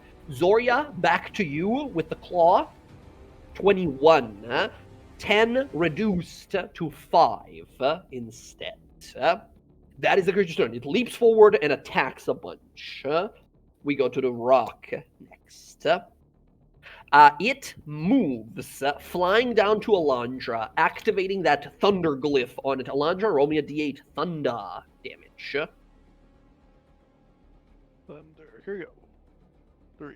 3 points of thunder damage. Okay, excellent. Free damage. As it lands on down, Odo, you prepared yourself to defend Alondra if this creature approaches. Are you looking to make like an attack? Are you trying to shove it back? Like, what were you hoping to do? This will be using your reaction. Just to be fair, I was preparing against the toad because it was one getting ready to leave. Totally fine by me saying of like seeing you preparing to attack and in the last moment realizing this other thing is coming. You are a very dexterous, fast character. You could have switched targets and stabbed the other one. Huh? Yeah, I'll try to shove it away from Alondra.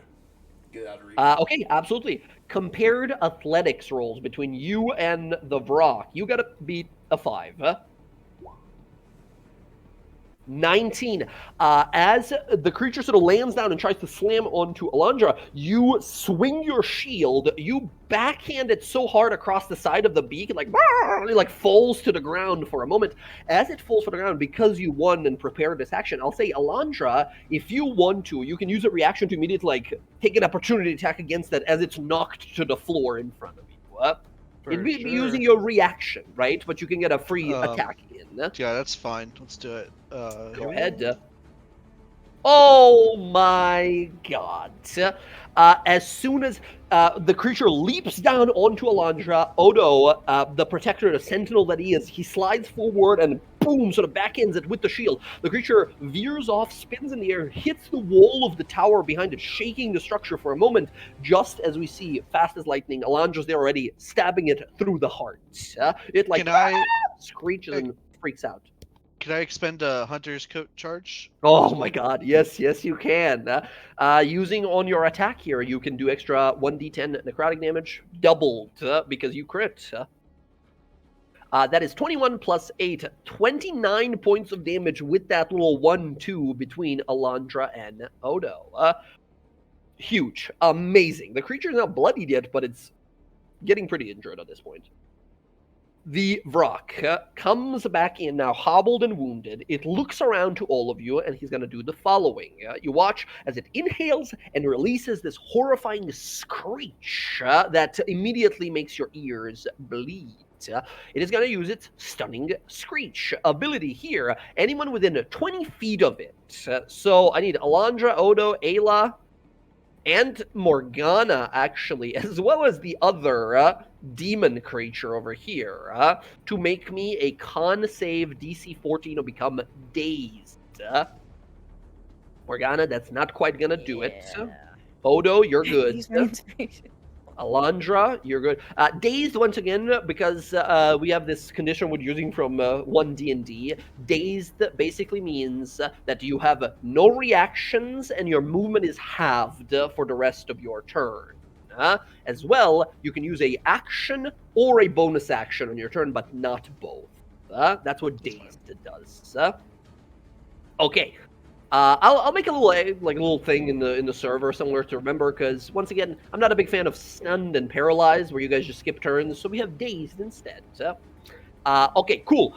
It screeches loudly. Ayla, you are fine. Morgana, you feel all of a sudden this like eardrum shattering scream behind you.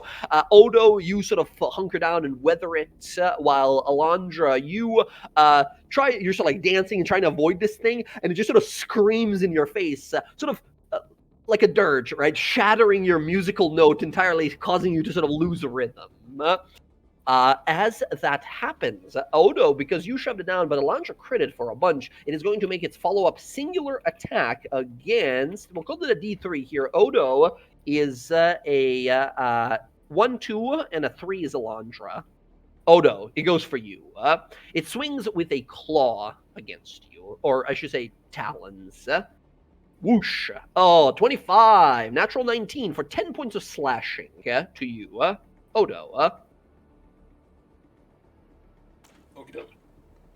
All right. Would you like to reduce it? Yep. Yes, Ironclad. awesome. Ironclad, you get to just reduce damage when you take it. That's 3 less, 7 points total to Got you. Rav, at some point, you might want to consider the heavy armor master, I should say, feat. That would stack incredibly well with the ability that you already have. All right. That is going to be the Vrock's turn, and it's going to stay right there. We go back to Odo. Odo, you begin to hear some, like, confused muttering inside the house. Someone's moving inside. Hello? Ancient rites? While you're trying to speak, the Vrock demon is, like, screaming loudly in your face. Yeah, I've seen Alondra fight. Alondra is a very capable fighter, right? I mean, everyone in your group really is, but yes, for sure. Yeah. I'm pretty sure that Morgana does not want to be next to that thing. So I'm going to disengage Okay. and bonus action shove Morgana out of the way. Okay, so here's the thing. You're talking about your Shield Master ability, right? Yes. Okay, here's the thing about Shield Master that is a little unfortunate here. Your Shield Master ability says, when you take the attack action on your turn, as a bonus, you get to Shield Slam someone. Alright, then I won't So disengage. you would have to sort of risk it, right? You can try to stab this thing and then shove Morgana out of the way, yeah? Yeah, so I can't disengage at that point. I'll have to take the opportunity. Yeah, it would have to try and attack you if That's you fine. go away, yeah? Okay, it's going to try again with the Talons. That's a 19, just barely hitting you. Minimum damage, though, so that's nice. 7 points. And I'll reduce that too. Reduce that by 1. 6. You know what? It's more. It's less than what you would have taken. You rush on ahead to the frog demon. What now? Rapier attack. Okay, go for it. 15 will just barely hit. However, your weapon not being magical, it seems to do a little less damage than you were hoping. We gotta fix that pretty soon. Okay, All right, sounds now- good. You impact. Yeah, and a bonus action will be to shove. Shield Master, oh, okay. As long as you comply here, Morgana, he shoves you out of the way, like out of the danger. Okay, where do you like put her behind where you were, or like to what space do you push her Yeah, to? Odo runs from the rock and enters Morgana's space there and shoves her backward as he goes to attack the toad thingy. Excellent. So any of these 2 squares, then Morgana, I suppose you can move to. Huh? Yeah, Any of move 3, I directly suppose. behind him. Okay, yeah. As you realize, like, oh, thank you, I'm feeling, and you look back and you see this other demon, like, staring at you, like, screeching in your direction. All right, excellent. Odo, excellent. I gotta say, this is the first time I'm seeing anyone use a shield. I've had people take Shield Master in my games, but never to, like, move allies out of danger. Very creative, very clever. Okay, very good. And Kata is familiar, so she can't attack. Got it. Ooh. She can attack, but she can again help against this rock, giving advantage. Thank you, Okay. thank you, Ayla. She's just sort of flying around this thing, trying to distract it, plucking some of its feathers. All right, Odo, that's you. Zoria, at the start of your turn, I need you to make a Constitution saving throw. You have advantage. Is this for how it smells? This is its stench ability, as you realize, like, oh, that is ass. That smells so bad. As this like rotting eggs and like spoiled mustard smell is all you can sense in the space. I have to ask. Yeah. I don't need to breathe. Can I just That is hold my true. breath? If Morgana shared with you guys the knowledge that she had before from the religion roll that like these things smell so bad, you could have gone in and like just stopped breathing and walked in, right? Yeah, I Morgana- mean, I relayed all the information I knew earlier. Yeah, in which case, Zoria, you're fine then. No need to deal with it. But we'll say that Odo and Morgana realize like, oh, what is that? Horrible, right? But yeah, Zoria, you're fine. All right, I'm gonna recklessly strike it. Go And see ahead. if I can't draw its ire. You got a magical weapon. If anyone's gonna do some serious damage here, it's got to be you. Yes, absolutely. 15 points of damage. That's a pretty brutal strike against it. As it's sort of raising its arm to swing down at Odo, you come on back and hit it. The blade goes into the back of the sort of shoulder, and you sort of dig it in, and you feel it, right? Previously, when you fought these demons, you would impact, and your blade would have to, you would have to grind it in as hard as you can. This time around, it slashes in as it would any mortal individual, any human or elf you would attack, right? And it, jumps, surprised, and turns its head towards you and realizes you got the equipment to deal with it. Okay, you got its attention. It's on you. You are not the first one they have cut down, and you will not be the last. Just sounds, right, at you. Okay, hell yes. Be my turn. Well, that's your turn. Excellent. Alondra, you're up next. Okay, this thing's in front of me now, right? So Yes, it's on the ground in front of you, stretching its wings out, but it's like Kata's distracting it. It's helping I you. am dazed. Yes, you are. Which means you can take either an action or a bonus action, but not both. Your movement is halved, and you have no reaction until its turn.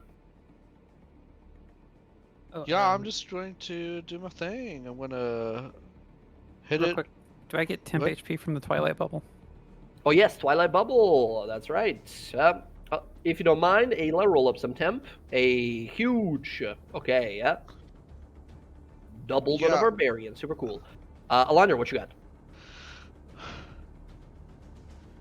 I will hit it with a booming blade.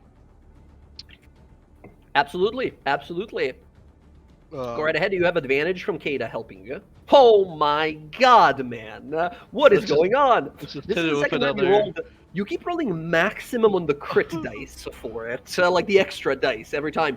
You look at it, there's a hole where its heart is. Let's just, you stab it through the heart again, instantly, as Kata lands nearby and plucks another one of its feathers. It sort of jumps in surprise, and then you stab it through the chest. The creature with 21 points of damage is now very well into bloodied. And we'll hit it with another charge of the Hunter's Coat. Okay, 2 more d10. Oh my my god! Wow. One more like that. One more like that. It is fully out. As you stab through it once, draw the blade, stab the second time, twist the blade as your armor sort of illuminates for a second, and this dark energy sort of siphons down your blade into it. And we see these black veins begin to grow across it. As it's looking around injured now, it's spitting out blood. It is fucked up. And I'm just going Oh. to be like, just mocking it. Amazing. It looks sort of like hurt for a moment, but then looks at a giant gaping hole in its chest. All And, right. I will Excellent. move back because I want to get it with the booming blade, and Okay, I'll move. it is going to try and swing at you. Uh, Unless, of course, you had the mobile feat as you stab and begin to move away. I think you're like a little dazed still, and the way you're sort of dazed because it's from the loud noise. You're just hearing like the rest of the group like woo, woo, woo, woo, woo, woo, woo, woo, woo. Like all of the sound is taken away, and you're a little kind of confused. Okay, you make it away. The creature can't attack you. It's gonna attack you on its turn. It's just staring at you. Keep stabbing it through the heart. Okay, Alondra, let's go. That's you. Anything for Barnabas, or is he just like, wow, what a show? I love this. This is great. he's just gonna perch up on this tree and just like Just observe. Yeah, Stay just- safe. Stay just safe. chilling. Good. he's Okay. dancing, swaying to a Laundra song. He's having a little rotating around. Yeah. Alondra, that's you. Ayla, your turn. Your spell is now active. All of your allies are protected. What do you do? This one looks like it's hurt the most. Pretty badly hurt at this point, yeah. Okay, then I will level to chromatic orbit. Ooh. Okay, you are the servant of the divine. You have sorceress abilities. You know that fiends often are resistant to like fire and poison most often. Sometimes cold, maybe lightning. Based on that, you can choose whatever type you want to do. I'll do cold. Okay, make an attack roll. Oh shit, my bad. No worries, no worries. As you conjure up 19 totally hits.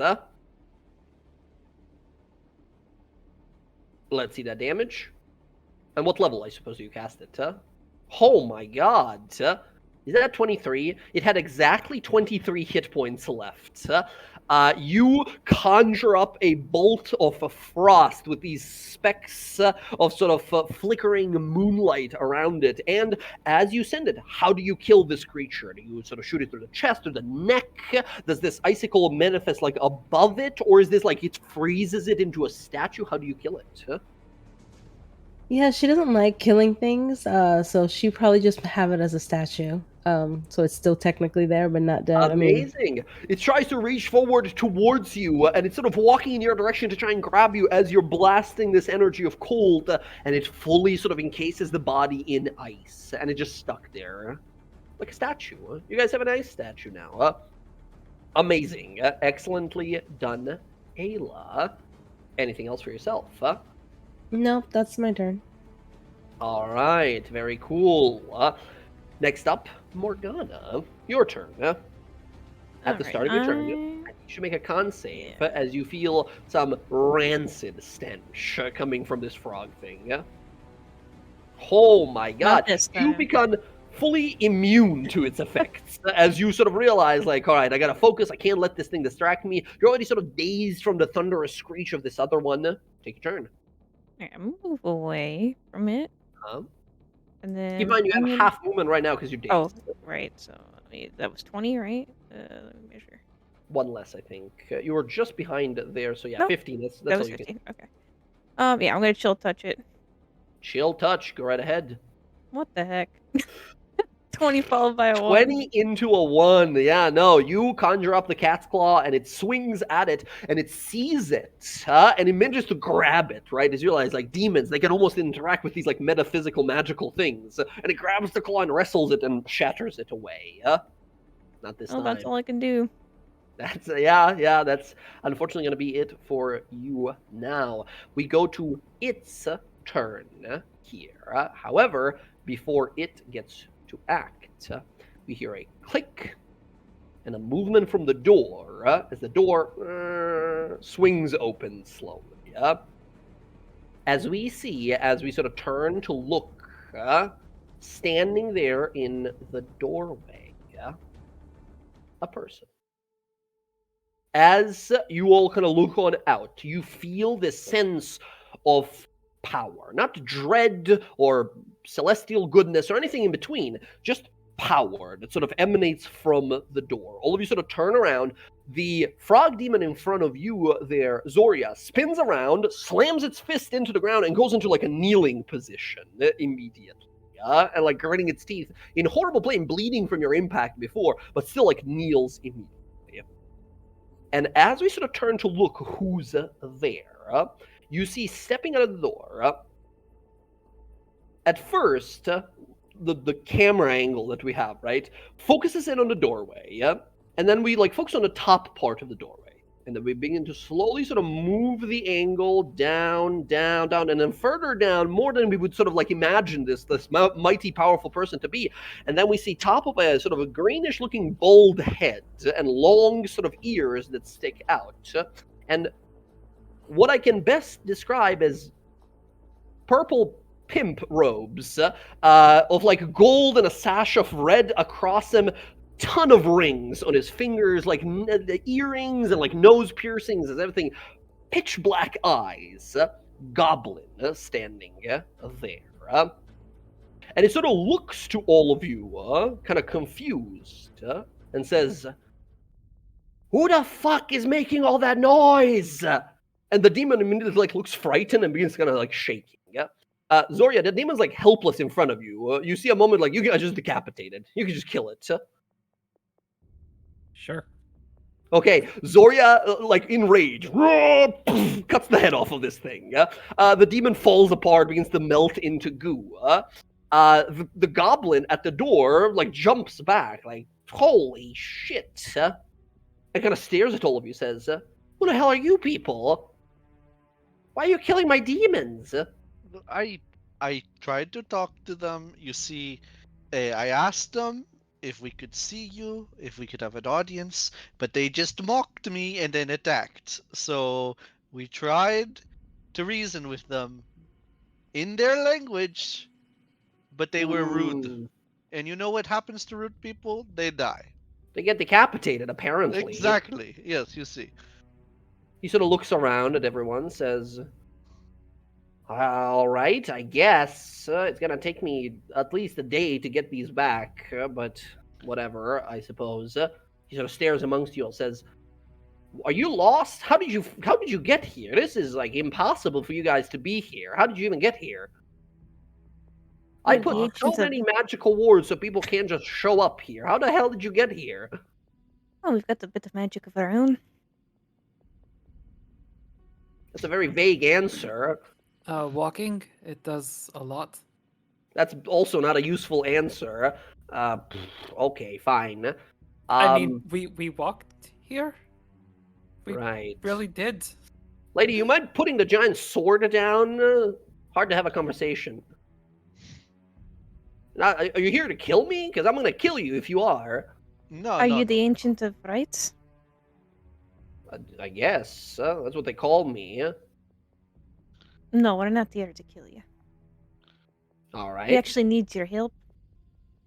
Everyone needs my help. What do I get out of that? Well, Suppose it depends on what you're looking for. Yeah. Well, if you want to happen to have some demons in your pocket, I could use as bodyguards. You know, that'd be really convenient, but no, I don't. Right. So... Are you interested in drugs? I have those. What the fuck? We just met. Why are you offering me drugs? Kid, you said, what are we offering? The fuck? No, I'm not interested in drugs. And he sort of, you get a better look at this person. Yeah, a goblin man of like pretty short. He's like, I don't know, 3 foot something at most. He's very similar, actually, probably to Odo's height. And he sort of looks amongst all of you and says, yeah, they call me Ancient of Rights, but that's just sort of a name they made up for me. Name is Pazuzu. And he sort of looks amongst you all. And you guys see this individual people. This is the person you're talking to. This is Pazuzu. Pazuzu, the name of a demon. Sorry, what? Isn't Pazuzu the name of a biblical demon? It could be. It definitely could be. He sort of looks to all of you. You see, all kinds of like jewelry and gems that he's sort of embroiled with. And once again, long sort of purplish robe that he wears. And he kind of looks amongst you all, says, all right, well, you're looking to get something. And you're willing to give something? It depends what you want. We have many skills and we can provide and many things, many services. Okay, what do you want though from me? Well, Pazuzu, my name's Odo Overbarrow. We were tasked by the task hand to come find you to figure out some information about the problem they're having. Task hand. That sounds like someone with some sort of power. I'm not familiar though. What's the name? Thalis something another? Thalos is one of the dens of the dynasty, one of the ruling houses. I know that. Task hand of Garen Garen Thalis. Thalis. There we go. Yes, that one. I don't believe I'm familiar with this person exactly, but I know who their lineage belongs to, who they work with or for, I suppose. They want my help? For what?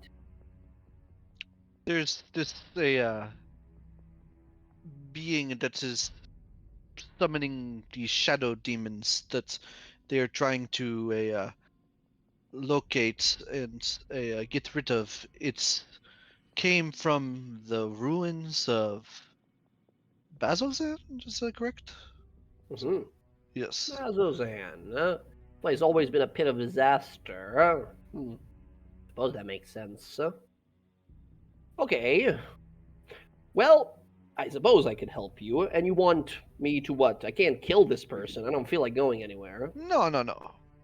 We just need to know information. information. Ah, you want to learn about them. And what? They're protected from any kind of other clerical abilities to be found and such? Where they're at. Where they're at. Right. That's usually the Another- hardest one, and that's the only one people care for. Ugh. All I right, have another fine. request too. Ah, yes. This Everyone one's a has more to request personal a one. Powerful goblin. Yes. She's gonna take her hat off and she's gonna walk up, so that he could see the Elder Cross in her ears. I'm looking to remove this and go back to what they was before. Have you tried a bone saw? Yeah, it just grows back. Right. And she takes out a dagger and she cuts her hair and it just grows back immediately. Ah. That's wild. Why do you want to get rid of that? It seems very useful. The hair growing part? No, all of you growing part. I mean, I didn't choose it. And I'd rather not be trackable by the ones who did it to me.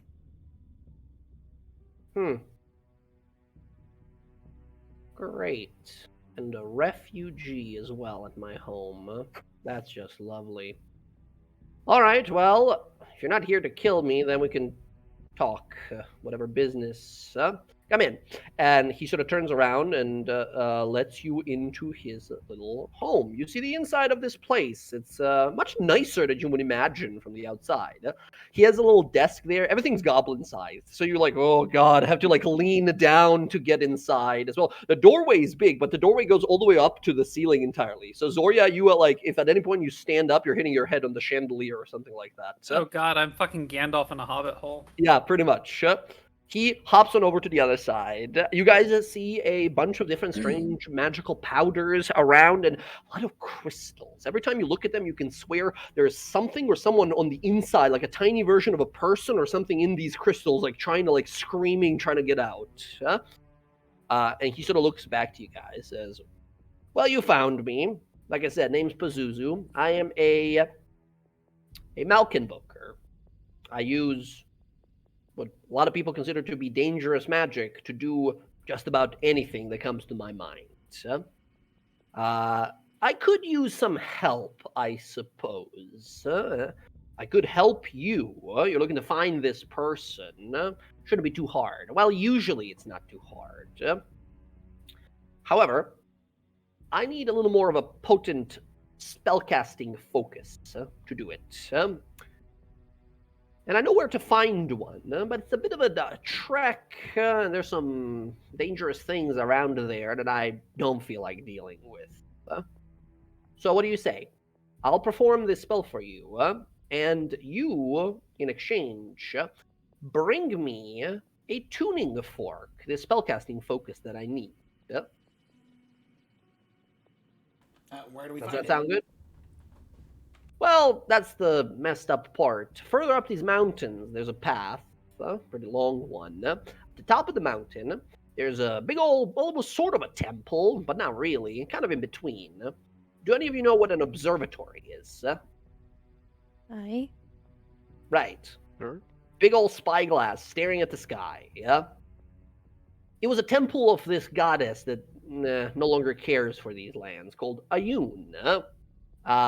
Library, observatory, mixed type of situation. It was just sort of there ever since the dawn of time, best we know. I've learned magically that there is a very powerful gold and silver plated tuning fork that I could use to, make my magic more precise, detailed. If I could have it, then I can perform this spell for you, no big deal.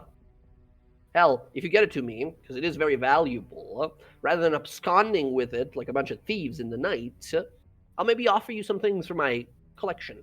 I make things, I make items out of people. It's not the Did I first hear time that I've right? heard that sort of thing. Other people? Well, not really people.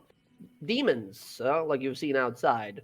I'm a sort of a magic item crafter, but to be a magic item crafter, you need to first of all have great talent, and then you need a lot of resources and money. Or you can conjure the souls of the slain into items that you make, binding them there forever, turning them into energy, if you will. You can't do that in most places in Exandria. Nobody cares about your house, though. That's why I set up shop here for now. And if we do this, you'll help with the curse as well? I'll try. I don't know what your deal is, kiddo, but I can give it a try. So you're telling me if I kill Alondra, you could turn her into a sword? Once again, I don't think she's a demon. She doesn't look like a demon. It's gotta You be haven't heard plainer. her sleep. Oh. No, it's Right, got to be sounds plainer possessed. things, like, devils, demons, angels, some elementals, even perhaps. But yes, And I make things out of things. y-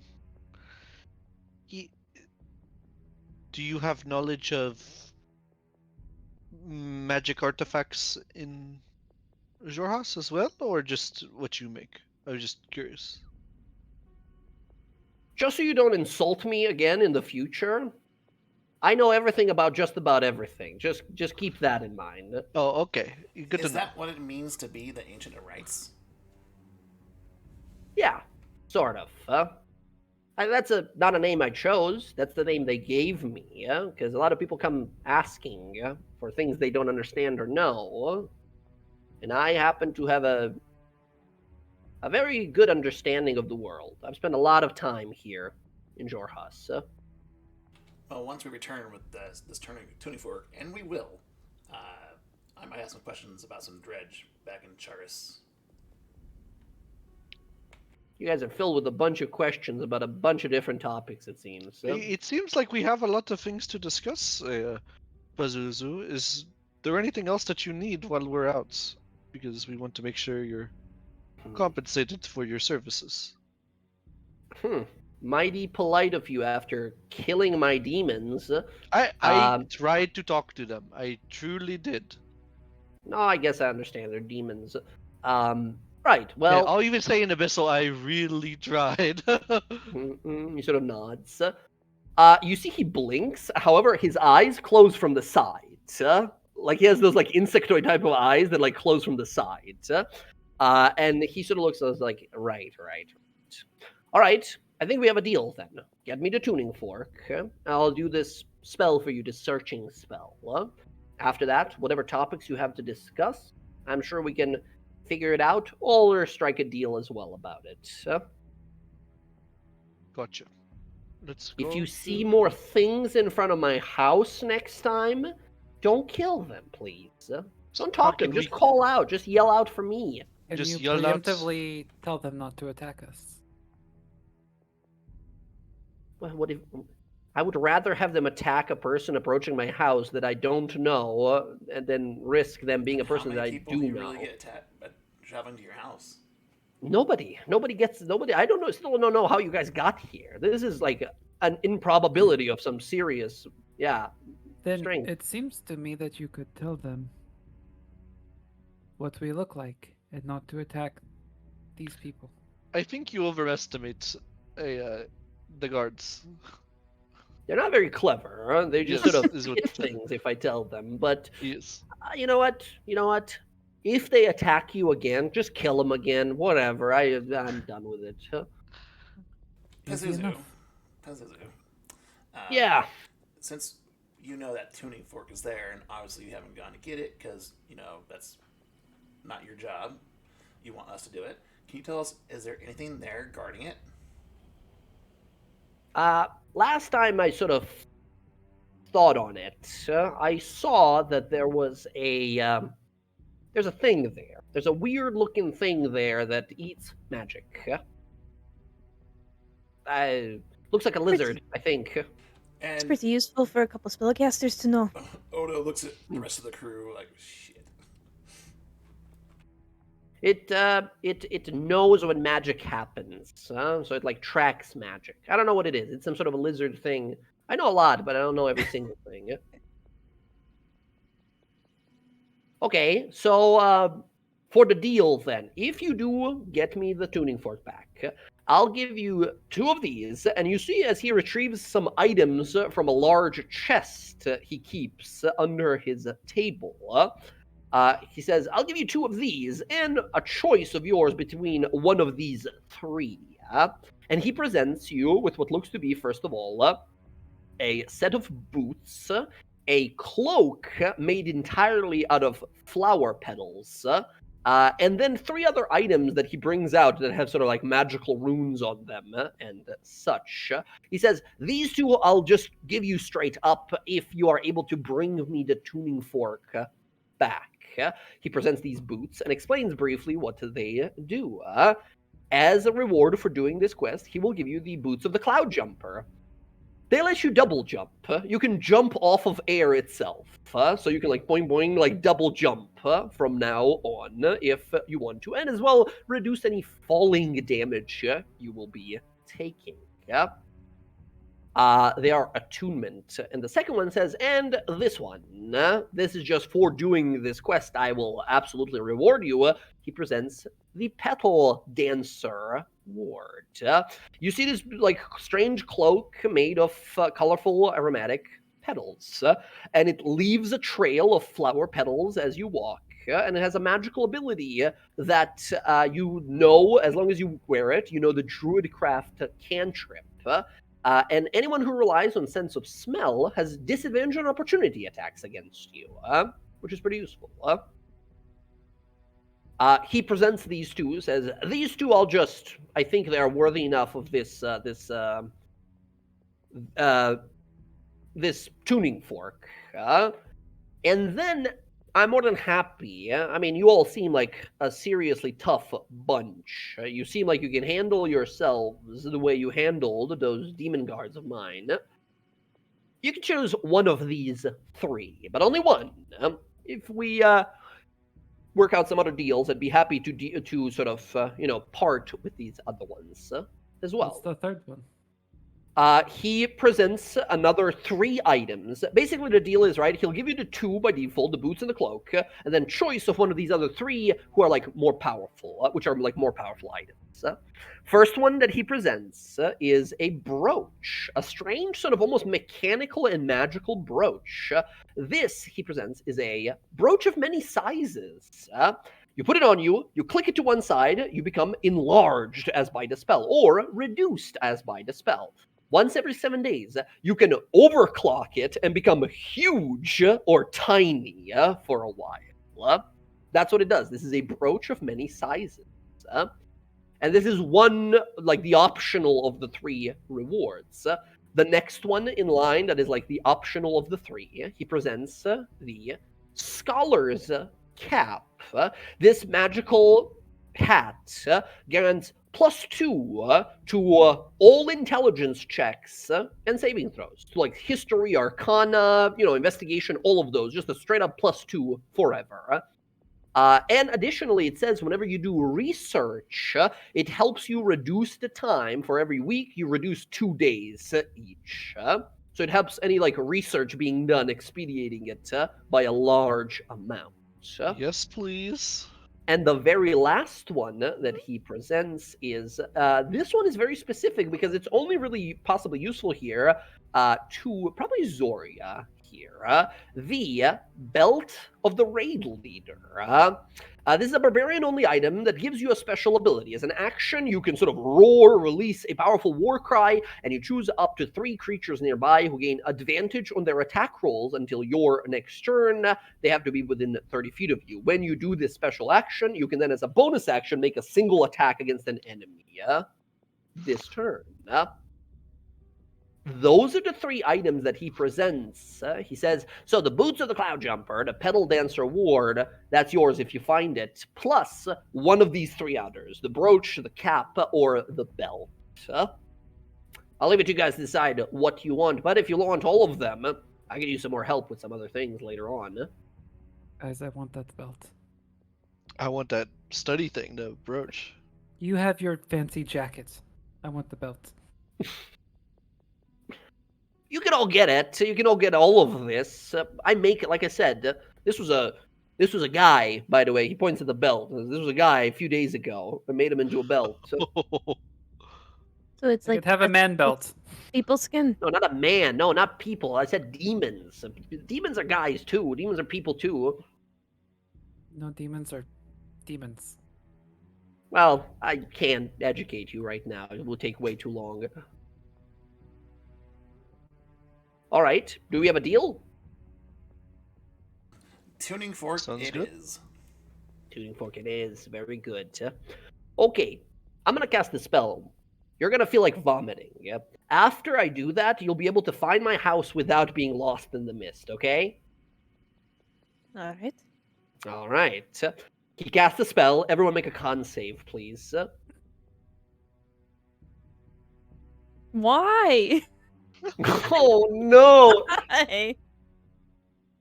Okay. Ooh. Alondra, you feel sick in your stomach as you sort of have to sit down for a moment. Morgana, I think you deal with it so roughly in the moment you like pass out for a second, right? You're like just gonna sit down and you begin to like lose consciousness for a few moments as he casts this spell speaking in demonic language. Ayla, you too feel sick to your stomach as he casts the spell. You realize he definitely, like you said, he's a Malkinvoker, which means like he uses demonic powers to cast magic. It's basically a wizard who cracked how warlocks work, right? And he's using like demonic powers while casting it from like an arcane domain, right? And yeah, no, he cast the spell. All of you feel so like sickly and terrible for a few moments, but afterwards you feel fine. Sort of looks over to Morgana, says, "Make sure your friend's all right there." All right then. That should help. You won't be getting lost in here. Anything else I should know about you all? Anything I should be looking to research or help you with so I'm prepared once you're back? I guess Eldritch Invocations. I suppose that would be it. It's an Eldritch magic that affects me. Right. You want a doctor's checkup is what you want. I don't know how many doctors deal with Eldritch magic, but sure. Points at himself, right? As he sort of looks around and says, all right, you want to find out what's wrong with you. No, I know what's wrong with me. I want it gone. Right. Well, I got to figure it out first before I can tell you how to fix it. And anything you know about the dredge would be helpful. Do you want one? I want to get rid of them. Oh. You have a knife. You have a sword. Is it that easy to take care of them? I mean, how many are A there? lot of Like, them. I don't know your lots. Okay. Are they like appearing nonstop, or like just there's a group of them going out there messing stuff up? They tend to come into Charis in intervals, and they're getting stronger and bigger and faster. Charis, you say? That's where you're from? Indeed. Oh, my friend, that is really rough. There's a presence. Someone has moved into Charis some time ago. I sensed it.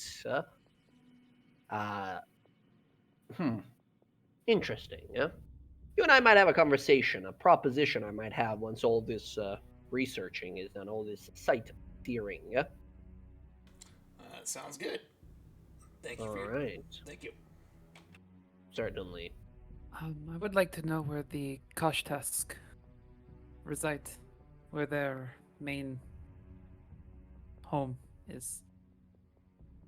You sort of looks confused. He looks around the room. He says, She wants to be like fixed. This guy's got demon problems. You want a map?" Yes. Kiddo, I'm a mage. I'm not the person for that. You got to ask someone else. I don't know who that is. I mean, was led to believe you knew everything about everything. His eyes just sort of narrow and begin to sort of turn this like purplish color, and he says, "All right, well played. I'll find out where this task is." Okay. Don't fucking do that. Don't look at me like that. I know what you're doing. Like turns around, looks at the rest of the group. And yeah, once again, he's got this sort of like aura about him that is just like, I don't know, there's something about it, especially from like Alondra's and from Morgana's point of view, who use like arcane magic, right? Looking at him, your very eyes feel like you're like straining, like you're looking at a pulsing battery about to explode, right? It feels like there's a lot more power compacted in this tiny little goblin man than it, first meets the eye. Yeah. Looks to you, Alondra, says, "What about you? You got anything you want to learn?" You said some artifacts. Yes. Specifically, Okay. I am here to research the red mist that is plaguing the Feywilds, and I have been led to believe that I can stop it by means of finding the Silken Spite. Have you heard of it? The weapon of Loth? You see his eyes sort of widen a little bit in recognition. His eyebrows sort of raise. He nods. Says, "Well, shit. You're the second person to show up to ask me about that. And who's the first, may I ask? Hmm. I'm not going to tell you until you get me the tuning fork. I feel like this is a good hostage situation right now. This feels That's good." fine.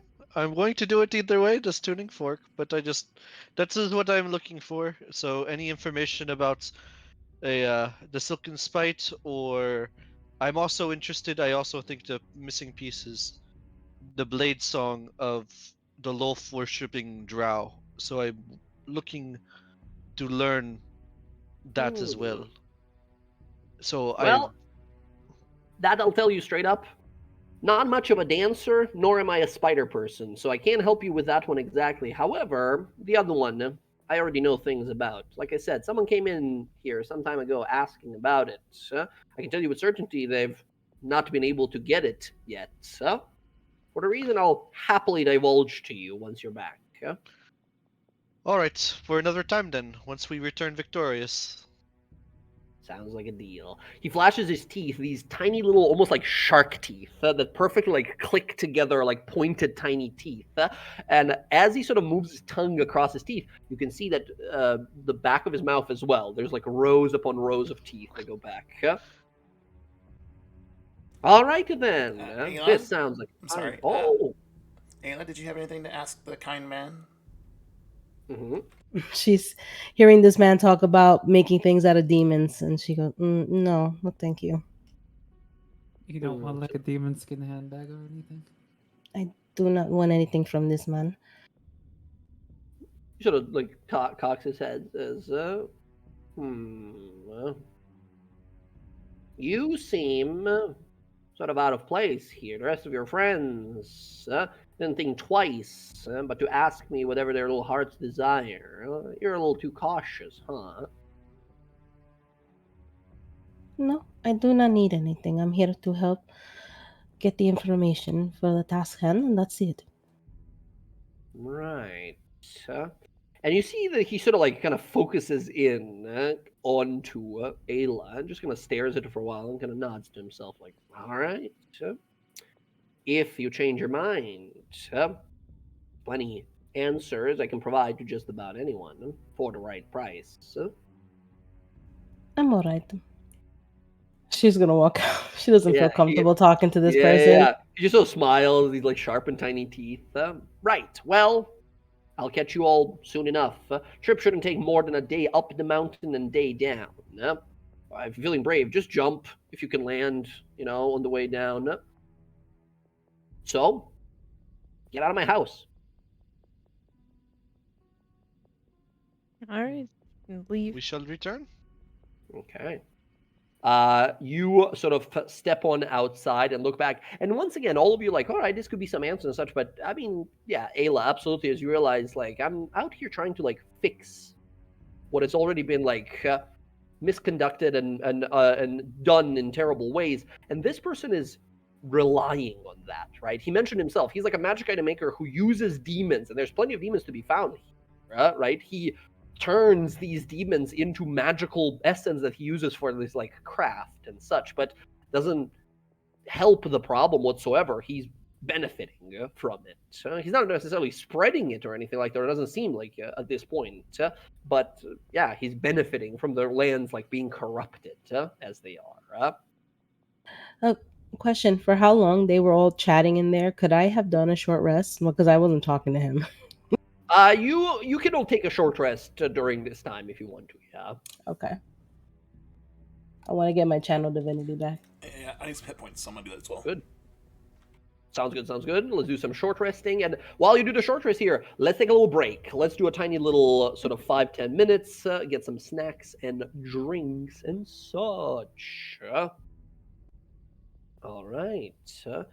That was this Ancient of Rites. Absolutely not probably what most of you probably expected. But Nope. it seems that rumors and legends around Jorhas can be very much so misleading.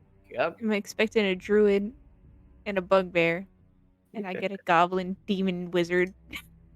With a pimp robe. Yes. Excellent. Very All right. confused as to what he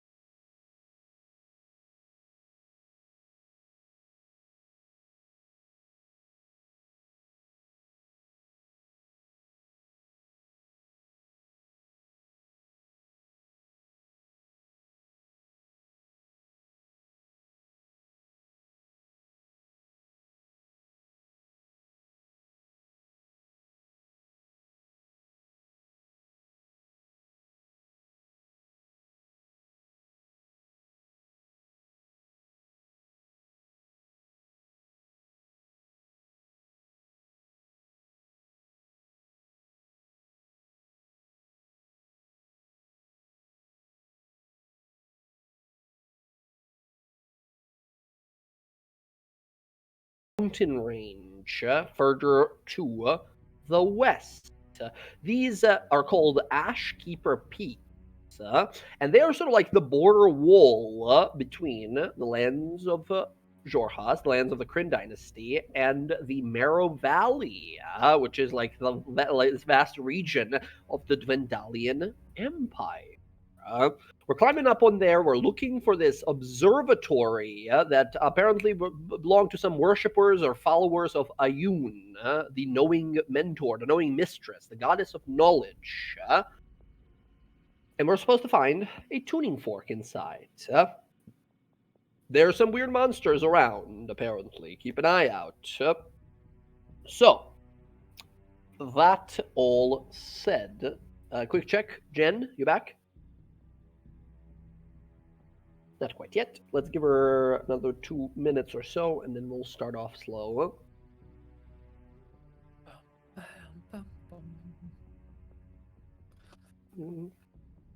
Very nicely done against these demons, by the way. You guys were doing quite well. We have quite a few ways of dealing with like poison and such here, and with all the buffs and everything, that little combo move between Odo and Alondra. Whew. Fun stuff, fun stuff. All right. Okay. Let's pick it up nice and slow. Hopefully Jen jumps in back soon. So, as you all leave the tower behind and begin to travel your way further, what you think is west, up into these hills, you find yourselves leaving the veil of mist behind you. You begin to ascend into these hillsides slowly, as the rest of the day is pretty much spent with you guys climbing your way upwards. As evening begins to roll around, you realize you're now ascending almost to the very tippy top of the mountain. You begin to feel this powerful wind begin to blow, and as you're sort of kind of looking on out into the rocky wilderness ahead, you hear all kinds of monstrous sounds from all around. It is a difficult and perilous journey, but you guys are skilled individuals. You know what you're doing, and while none of you perhaps are good at mountaineering and such, it doesn't take you more than sort of a few hours to ascend. As you do, there's this moment. After days upon days of long travels through the wastes of Jorhas, you emerge so high up in the mountains. The air is sort of thin. It's a little harder to breathe and such, but not to a point of sort of feeling nauseated or anything like that, or kind of dazed. You emerge on this point where you realize that clouds are sort of on your level and almost below you at this point. This thick mist that almost represents clouds this high up. And as you sort of stare on out, down below you to the far east, you can see nearly the entirety of Jorhas. You see all the way in the east a tall mountain range, hundreds of miles away, made of black stone. You see a dark citadel rise as you sort of look on out and realize that must be the place that that must be the place that Varen was talking about, Bazozan, that dark tower, all the way super far. You look on down across and you see the lands of Jorhas. You can kind of see the many hosts of Yggdrathad that you recently visited from here. You can see the giant Fever Gulf lake further beyond, and then the Iothia moorlands. This sort of the wetlands and swampy kind of space with vast forests of tall, sort of vibrant green and brown trees with sort of going on for miles. And beyond that, you can see a forest of red and orange-leafed trees. The same one you guys briefly visited when you were hunting down those shadow demon things. the Vermalock, the Vermalock Wildwood. As you sort of stare on out and have this moment of just this sort of beautiful sight, you begin to kind of notice something strange. You see what looks to be a metallic tube, like sticking out of one of the rocks. Sort of look around, a little confused, and you realize it's a pipe. There's a pipe in the side of the rock there. And you begin to sort of look on through, and you see it sort of emerge further up this sort of zigzagging path. And you sort of look on down, and you see it sort of kind of go out from the side of the rock, and it's just sort of an open tube that points out down the mountain, down below the mountain. As you sort of kind of look confused, why is this here? You continue to sort of follow it, and you find a few more of these tubes leading like through the rock off of the edge of the mountain. Is any of you proficient with tinkering tools? I don't believe so, but I'm just checking. Yeah. You see these strange tubes of metal just sort of sticking out. Just jewel crafting Not and here. intimidation. Yeah. Not in this case. As you sort of look, yeah, we sort of see some weird tubing going through the mountain. And then as you sort of move on along, you hear it at first. A strong gust blows by, and then a creaking sound of wood and ropes as you see this drawbridge that goes some 90, maybe 100 feet across from one of these mountain edges to another, basically crossing over what is basically a 400 to 600 foot drop.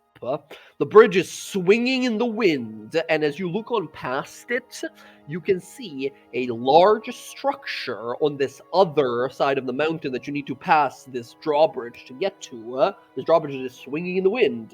You see a structure made of strange sort of gold and bronze alloys and colors with a massive glass sort of apparatus, like a tube with a giant thing of glass at the top of it. Alondra, you have a miniature one of these, but you see what is basically like a telescope, right? You see this observatory that you guys were told about.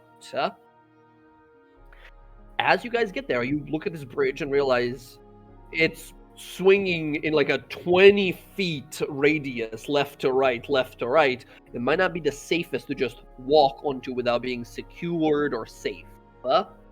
How are we going to cross these 100 feet of a giant swinging rope bridge without being thrown to our deaths? You said it's not secure? It's secure in a sense of like it's anchored to both sides, but over time it's sort of dipped down enough to now where the wind is like swinging it back and forth. I can go across, string a couple ropes across, give you something to hold on to.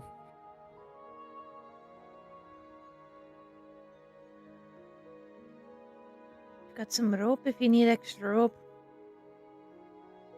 Tie a couple of them together, and then I could tie one off on the other side, give you a stronger thing to hold on. Could even do it single person by person. Anything happens, they fall off, you tie it to them. It's like a harness. While you guys are sort of thinking of a plan here, can I have Odo and Ayla make a quick investigation or perception rolls? You said investigation or what? Perception or investigation from the two of you guys, with the highest passive perception here. Or high enough, I suppose. 20's nice. 9 here, we'll say, or 11 with the guidance here. You look around and think like, oh god, this looks extremely dangerous. Let's figure out how to pass safe. While Odo, you look around for a moment, and as you're sort of closer to the ground, right, from your perspective, as you're kind of looking about, you notice what seem to be like footprints around this area, around the edge of the bridge. And you sort of follow to the very ledge there, where the two sort of wooden stumps are in and the bridge is tied to them. You sort of inspect the rope for a few moments and realize it's been tampered with. Someone's been like grinding some sort of metallic tool or maybe something sharp against this, where they've not cut the rope, but they've weakened it structurally so to where if a person were to try and fully sort of cross it, it might just snap. And with your crazy high roll here, with on a 20, you realize like this doesn't look like it was naturally done over time and such. This looks intentional. This thing is rigged. Apparently, they don't want us around here or anyone else to go over this bridge. Be wary. As you sort of say that and look on out across Odo, and you're sort of looking in here in the moment, Ayla, just because of your passive perception here, you glance on over, and on the other side, even though it's sort of like there's some clouds passing by every once in a while, for a second, you swear you see out of these like metallic pipes, poking its head out is a purple man. He is like deep purple of skin, bald of head, with like a grayish balding kind of side of the hair, and a little bit of tiny like a little kind of chin beard there. And he's got these giant bug eyes, and he kind of stares out for a moment like an Oompa Loompa. He just sort of like appears for a moment and then ducks down again into the pipe. As you look over, like, what the fuck was that? Is he doing it consistently?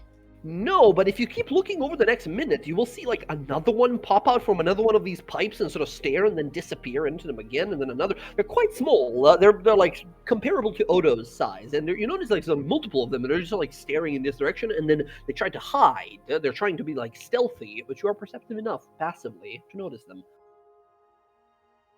Oh, she would make mention of it. Okay, yeah. They're like You guys the notice tiny anything observed? purple people inside those pipes. Purple people? What are those? They look like, tiny people purple. I don't know if they're living in there or... Are they in the direction we're heading? Yeah, they're past that bridge on the other side. They're like around at the base of this observatory. I wonder if they're the ones that rigged this bridge rope to snap. Maybe they don't want people coming over there. And next time you see one, wave at them. Yeah, she's gonna just constantly wave. Would Keep I waving in that direction? would I know, like, via my studies, what these purple people are? Like, would I know anything about a purple people that lived in the Ashkeeper Peaks? Yeah, you can give me a little, I think in this case it's going to be a little history roll based on the description that you're given. Let's try. Not going to be that... Well, here's the thing. Let's have you yourself, Ayla, give me another perception roll. If you get high enough, you can give Alondra advantage on the roll. You're rolled already, that's fine. We'll just take the advantage if... Oh, yeah, go ahead. I was gonna say, how far are they? They're like 30 feet? No, they're on the other side of this rope bridge. The rope bridge is like some 90 feet, and you see them on the other side. So they're some like 130, 140 feet away, yeah? Nice. You see creatures that look something like this. These guys just popping out, staring at you, and then ducking back down. Should put like a little sign, a minor illusion, a sign that says hello. Yeah, they're just sort of staring for a while, but then hiding immediately again. You think on like what the hell's going on? Given some descriptions here by Ayla as she's like waving these things over. Alondra, you realize that this might be a little more trouble than you would like. You know what these things are. They were humanoid creatures that have a weirdly fiendish origin. These are something called Zvarts. They are malicious, usually little creatures, and not everyone assumes like, well, all orcs are evil. In this case, for these creatures, you would think of like, well, maybe not all of them are evil, but you know quite a bit. You know the history of these Zvarts. They are usually, very often, cowardly, greedy little individuals who rely on sort of like underhanded tactics because there's a whole story about them. There's a whole like lore about these creatures that only one existed and he'd done afoul of like an evil god, and then to hide himself from this evil god, he created infinite more of himself that look exactly like the guy who wronged the god, and now they're all of these like clones of this one guy out there. There's a long lore about these guys, but you realize these are all little like tiny dangerous creatures who are, with your knowledge roll, very feeble and weak. Right? They're Gotcha. not really a challenge. However, they rely on sort of like ambushes and like tactics of like blinding their enemies, pushing them into pits and such, setting up traps, right? As you realize, like, Odo spotted, this was tampered with. That's them hoping they're in these pipes. I wonder if they'll try to like jump out and like scare us or push us off of the cliff.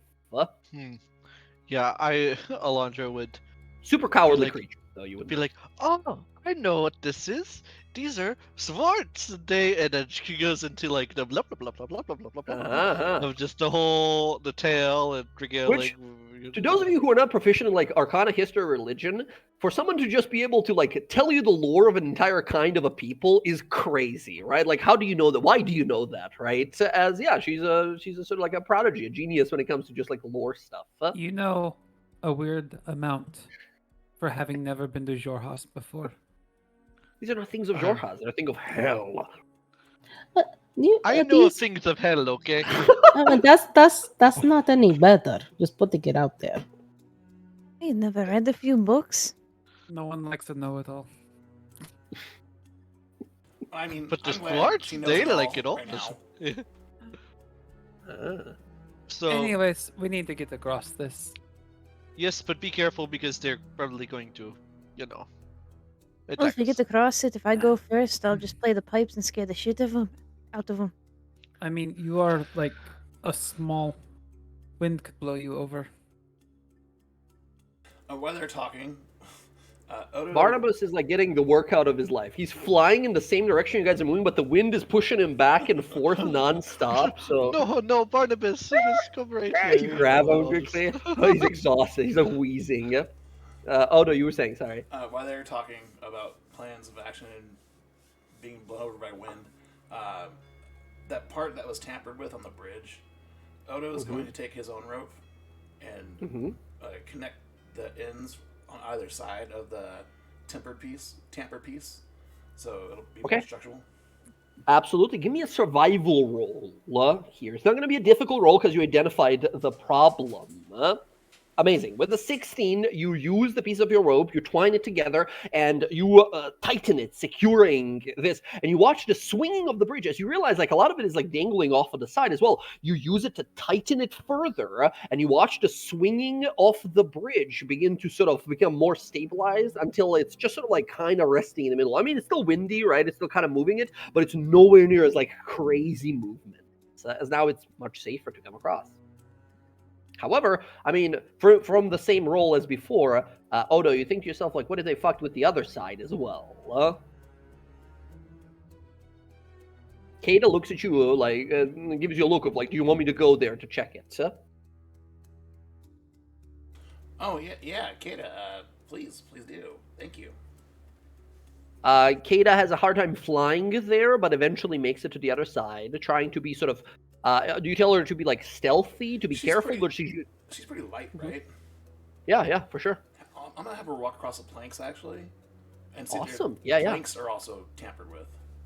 Being a tiny creature, she walks over to planks without any issues. She goes to the other side, walks back to you, gives you a little nod, saying like there seems to be so it gives you the like image of what she's seen in her head. One side of the bridge. On the other side, where it's anchored into one of these wooden stumps, has been tampered with. Alright, guys, the other side's been messed with too. I got one side secured, but that other side is going to be a doozy.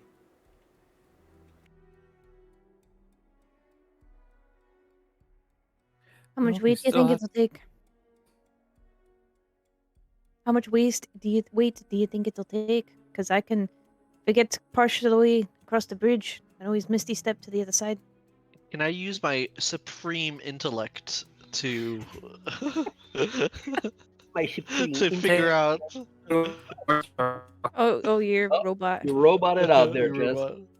It's Oh, you are super robot-y. You're still super robot-y, just so you know, friend. Might be on your side. I think he might be just because everyone is hearing it. All right. Can I use my supreme intellect Yes, yes. For what? to figure out how much weight this bridge can take? Now that we know that it's been Yeah, tampered with. absolutely. Sort of looking at me, an investigation roll. With advantage? Yeah, I'll allow it.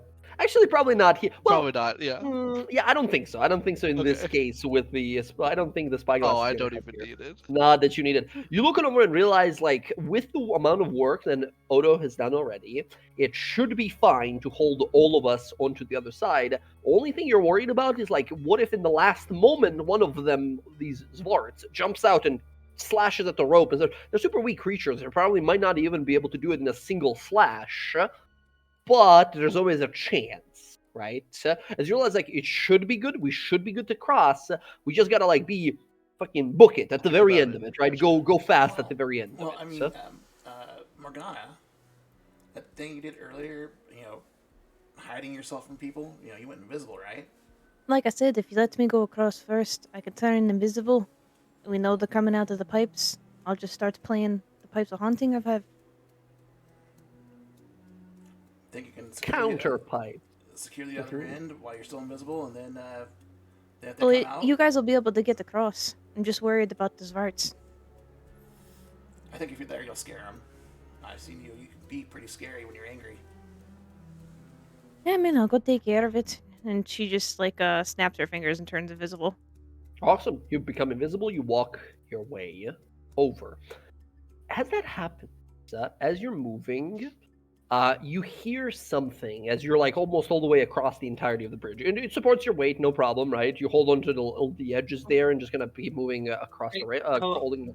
Hello? Hello? Hey, welcome Sorry. back. No, my main connection died. What's happening? I missed something.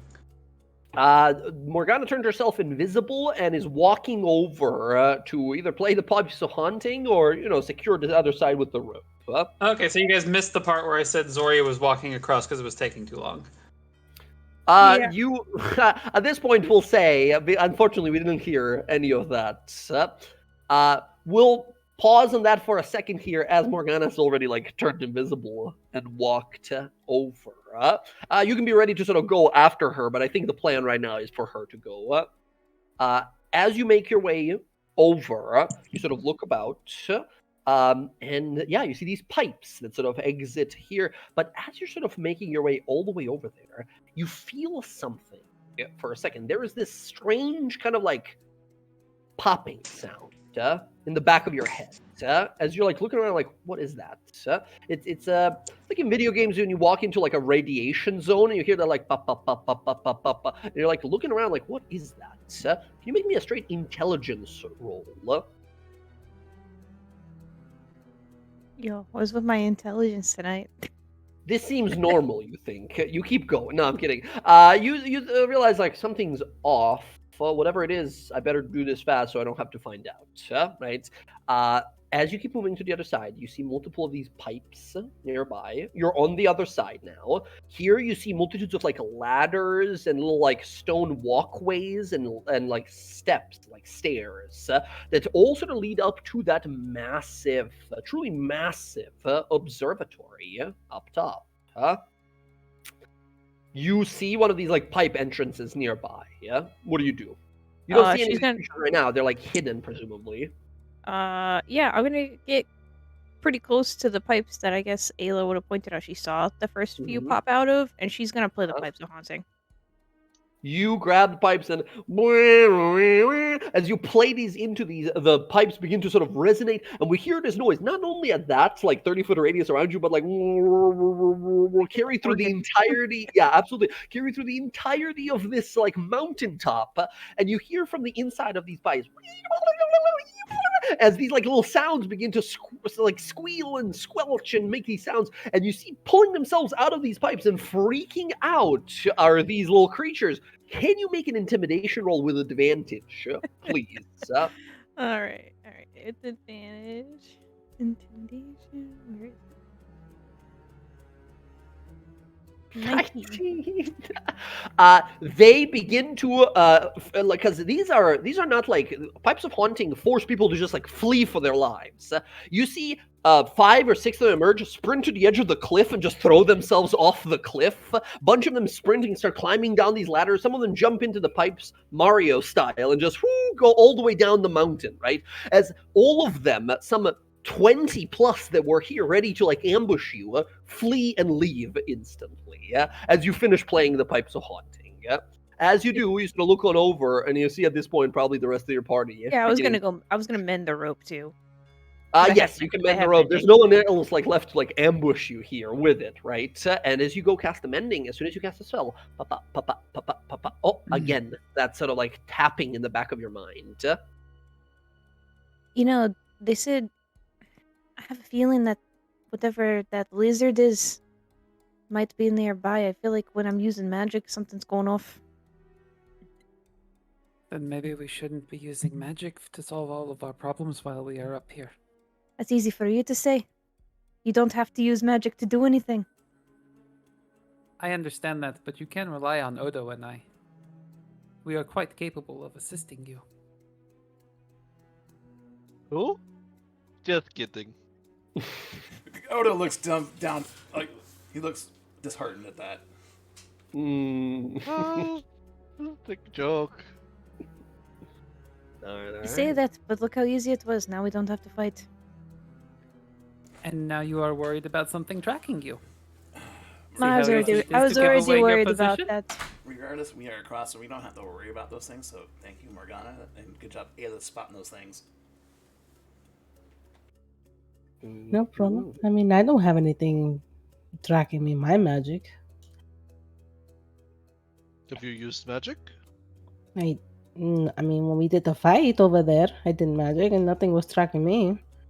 That was on the other side, not up here in the mountains where the thing lives. I just did minor illusion when I had my sign and nothing happened.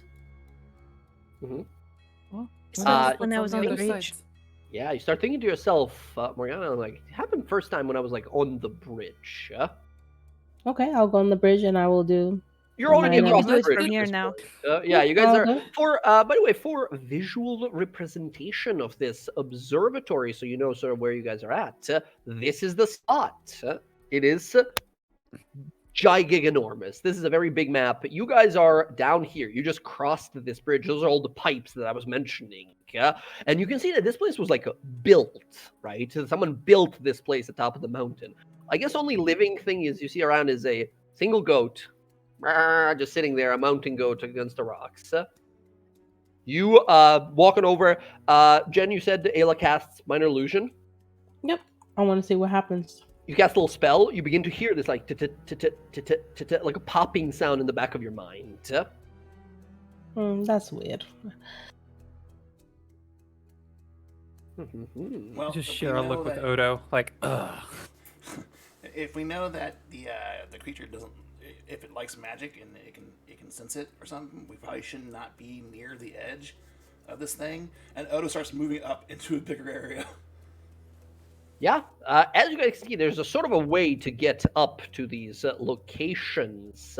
You can take a ladder down and go all the way up, following the stairs, or if you guys go all the way to your left, it actually does loop around. So if you go left, it actually loops around over. Hold on. If you take a left this way around the mountain, it goes all the way here, and then you can like go up this way. Or you can just drop down these ladders here and go that way. Ladder seems closer. Follow Odo. You continue sort of moving along, keeping an eye out. It's quite high. You guys are very, very high up at this point. As you sort of make your way across, you see your Jesus Christ, familiars. Odo's fucking scooting. For a short guy, he's incredibly fast. As you guys sort of make your way around, you see there is a strange. Now that these creatures, these Zvarts, have fled, there's a strange sort of serenity to this place. You realize that, like, yeah, there's some sort of a creature nearby that must rely, like, it doesn't like or really like magic. But as you're sort of looking about, you see this gigantic gold, bronze, and stone-made observatory, a marvel of magic and technology, or tinkering, I should say, put into one. You can approach all the way if you want to. You do not spot with your passive perceptions anything odd or weird, any like magical or non-magical traps or ambushes or anything like that. You just sort of approach. I put a rage symbol on Azoria there for no reason. Hold on. I mean, if we get into a fight, it's gonna be there again anyways.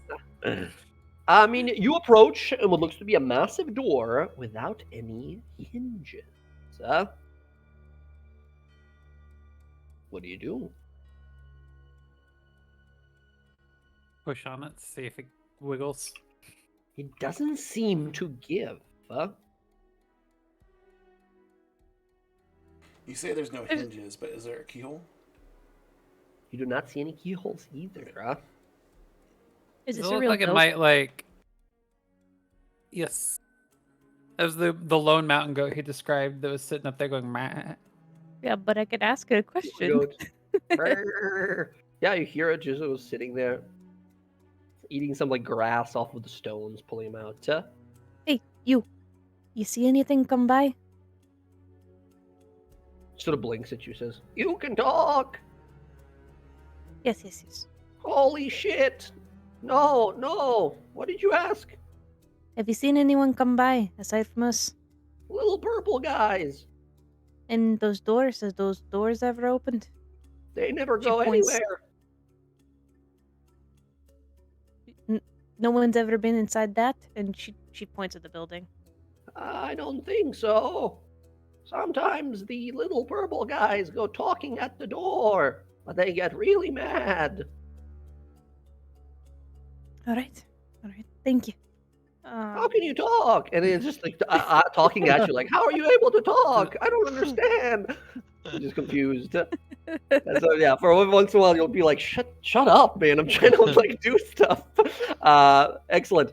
You approach and begin to sort of look it on over. I mean, there's no inscriptions on it, no nothing. Yeah. Are these moons on this wall here? They do seem to be as you look up phases of the moon.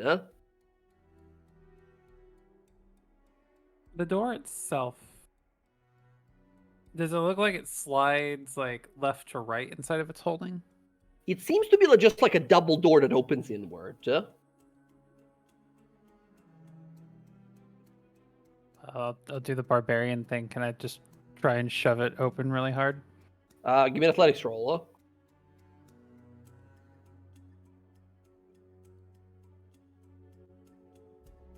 26. Amazing.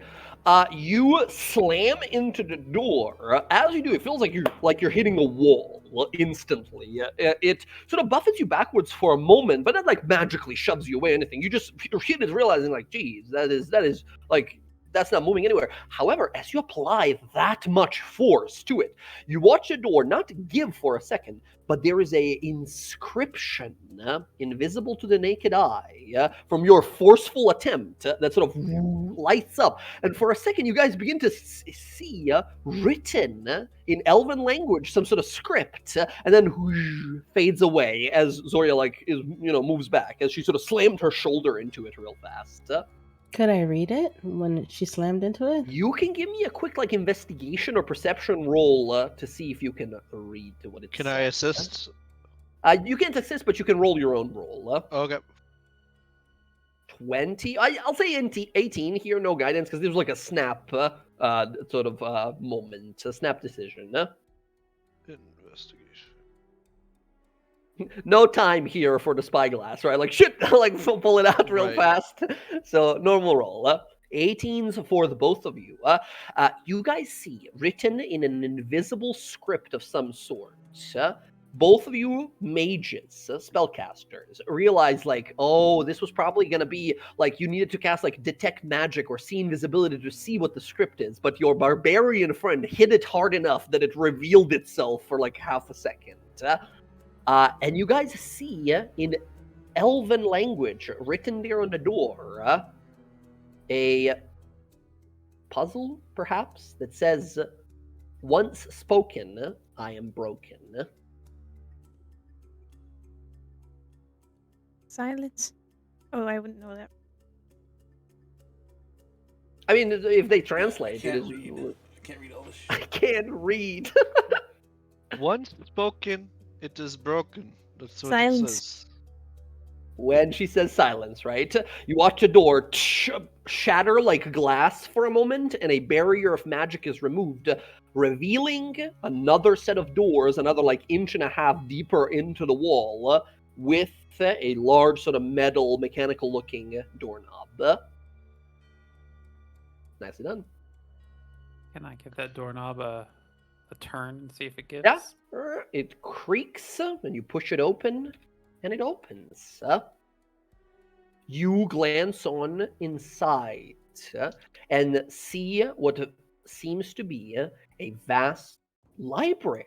Not like dimensionally larger than it seems from other side, but all the walls, this already sort of big building, all the walls aligned with books. There's multiple tables filled with like cartography tools and navigators tools, but they're all sort of like, some of them are like rotten. They've obviously been here for like hundreds of years. The place is covered in dust everywhere you walk in. As soon as Zoria opens the door, there is a draft of dust that just sort of like blasts out of the door. You guys sort of look around as you kind of like clear the dust out of your faces and such.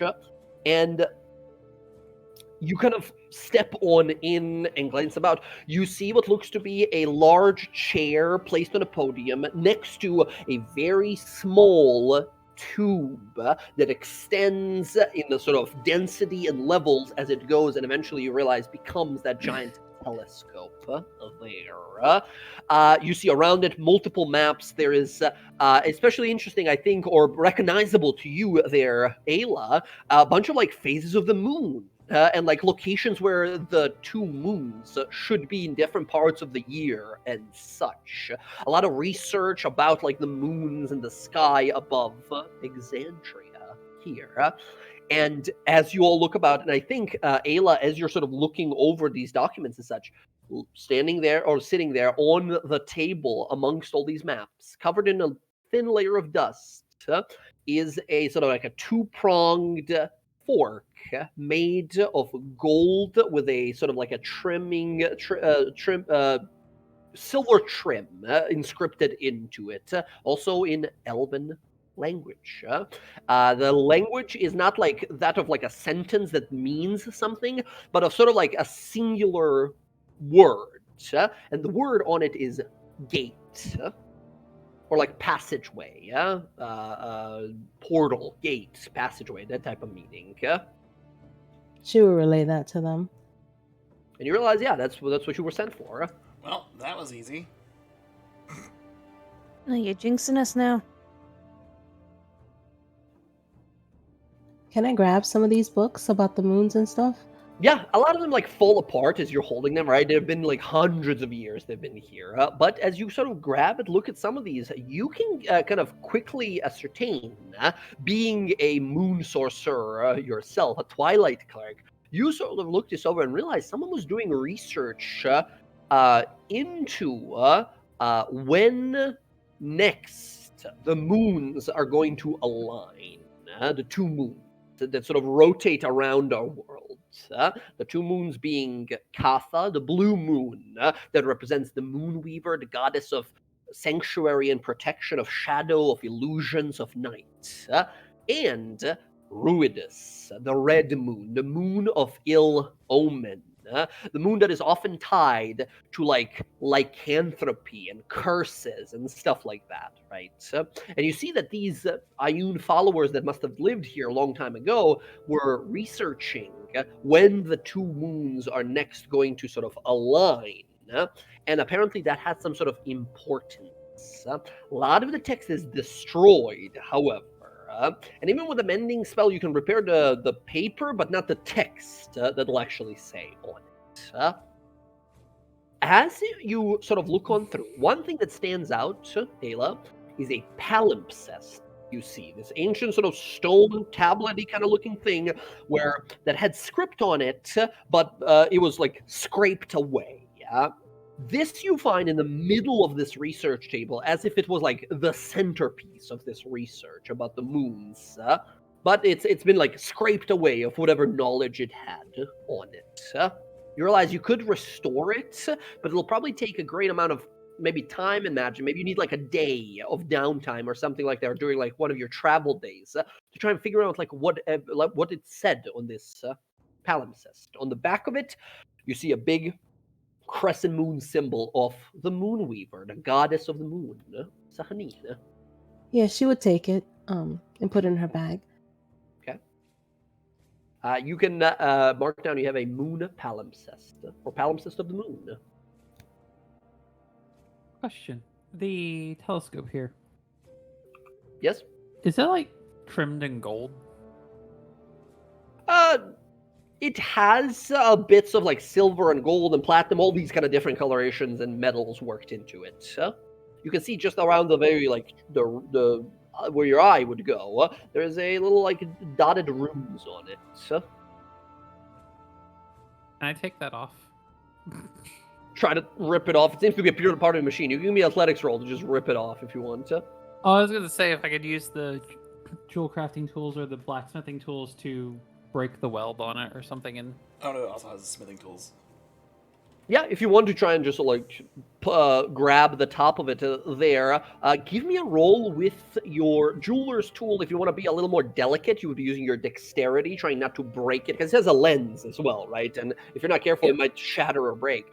Or smith's tools, if you want to try and use your sheer force here and like pop it off before it even has a chance, for its structural integrity to like collapse and shatter. okay. You're not proficient with smithing tools, right? So this would be a straight strength roll. Jewelers, 13. With a 13, you are unable to remove Hold on. the lens. 16. 16, you are still unable to remove the lens with a 16 as you sort of wrestle with it. You try some of your tools delicately moving them around. You were saying, Odo, you wanted to do something as well? Odo was going to offer to help with his smithing stuff. Awesome. Yeah, you can give a help action here. So one more roll from you there, Zoria. Okay, cool. Let's see. We did more than a 16 for this to work. You two of you tried to get it, but realized like, all right, this is like magically enchanted and strong, and whoever built this knew what they were doing. It's not gonna be easy to like remove this. And both of you realize, once again, both of you are not magic people, but you look at this and realize like this is definitely magical. This lens we're looking at here is definitely magical in some way and could be useful to us in some way. But we gotta be careful to like remove it without breaking it, and you're unable to do that right now through finesse. Can I go up a ways away from like so that optical piece that she's like looking at where she's trying to just get like the gold rune area and the lens? Can I go up a ways from that, like say like I don't know, like 2 feet? Okay. And then just beat the shit out of it to get the part that I want. 1 second, sorry, before you do that.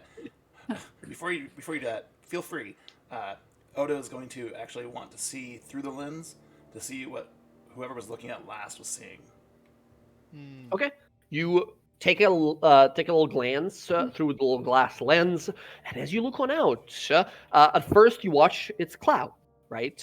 And as you sort of naturally, as like a natural reaction or instinct, you sort of squint. The runes on it glow, and your vision like zooms in all of a sudden as it like pulls through the clouds, and now you're seeing like open skies. You're like, whoa, that was wild. You begin to sort of focus further, and your vision begins to sort of zoom and enhance further until finally you see vast stars. You see a constellation of stars in far distance.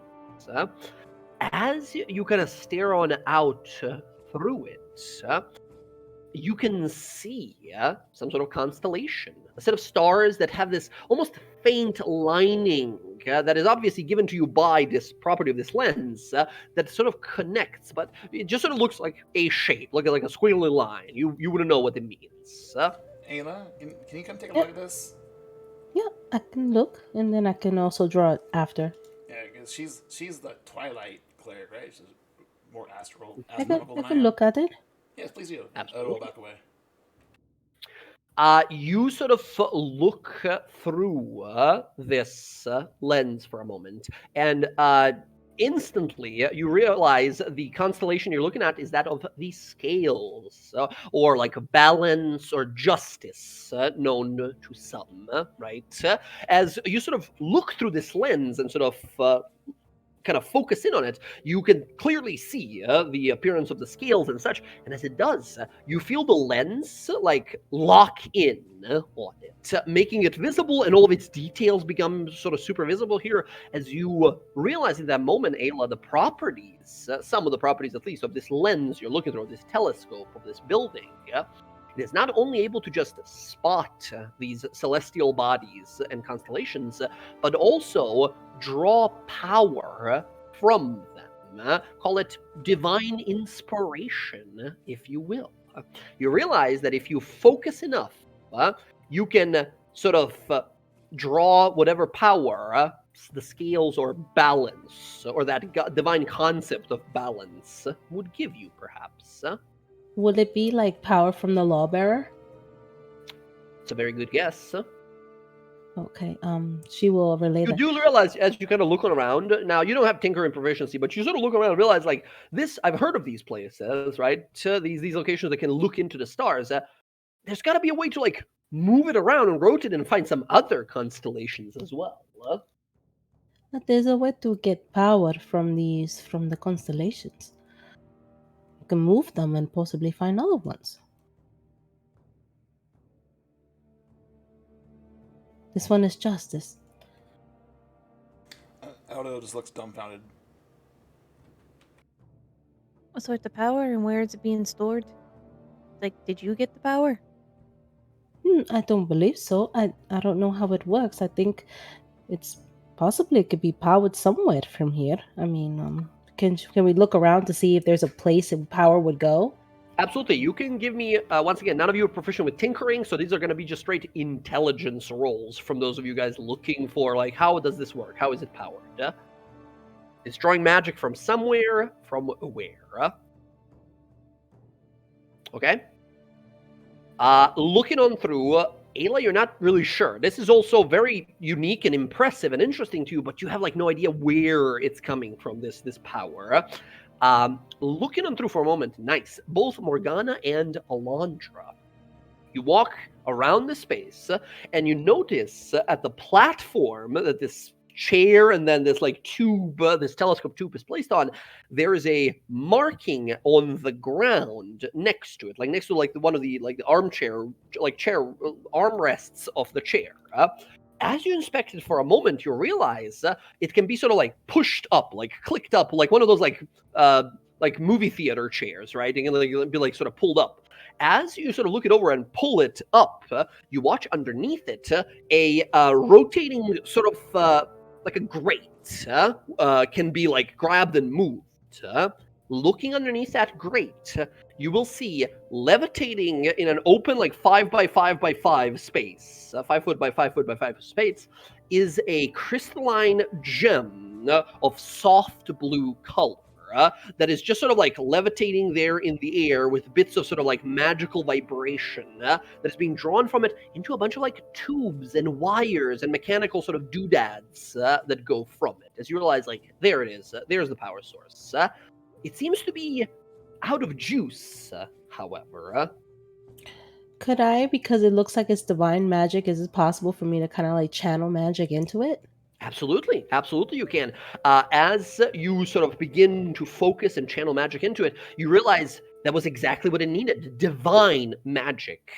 The faint blue glow becomes this sort of bright blue that doesn't blind you or injure you in any way. In fact, while you're close to it, you feel a strange sense of inspiration. Wish to go out there into the world and learn. And learn more about the wonders and secrets of this wonderful place we call home. As that happens, yeah? Odo was seeing this, was like, just look around. Is that a piece of the Lexon? It doesn't seem to be. It's not the right coloration, at least. This is just some sort of, like, a powerful magical gem that sits there. However, as the telescope begins to light up. You watch the metal of it, the runes on it begin to activate and light up. You guys watch as the whole place comes alive. Torch sconces begin to ignite with blue fire. All of the dust that has been layered here over the time, there is a strange magical wind that sort of wraps around and cleans it. The place sort of instantly cleans itself. Light comes on all of a sudden. The whole place sort of activates.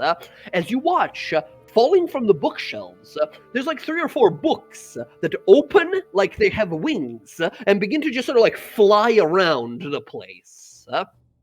Amazing. As that happens, all of you hear a sound in the back of your minds. Tick, tick, tick, tick, tick, tick, tick, tick, tick, tick. As the whole place activates and lights up with magic, you hear these like gurgling sounds from like beneath the rock under you.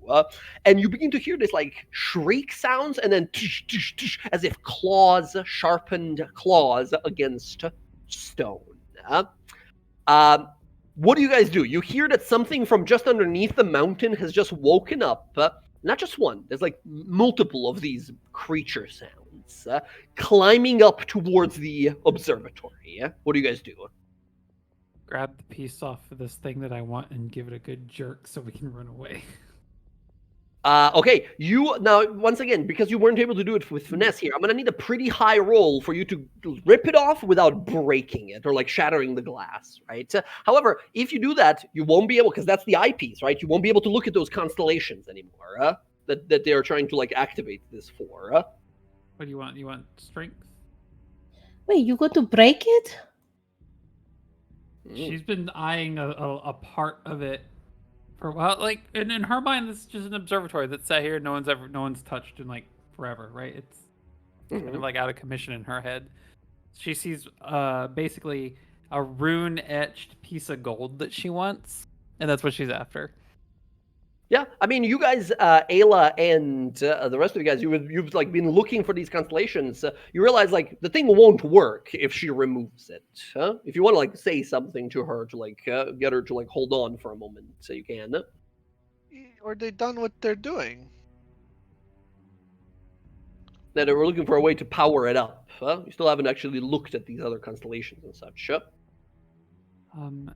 It sounds like we are going to need to run quickly. Well, we can't even come back and look at them. Sorry? Odo draws his rapier. Really? I He's mean, got Barricade the doors! We stand here! Yeah, you can if you want to, right? There's not like anything to barricade the door there for a moment.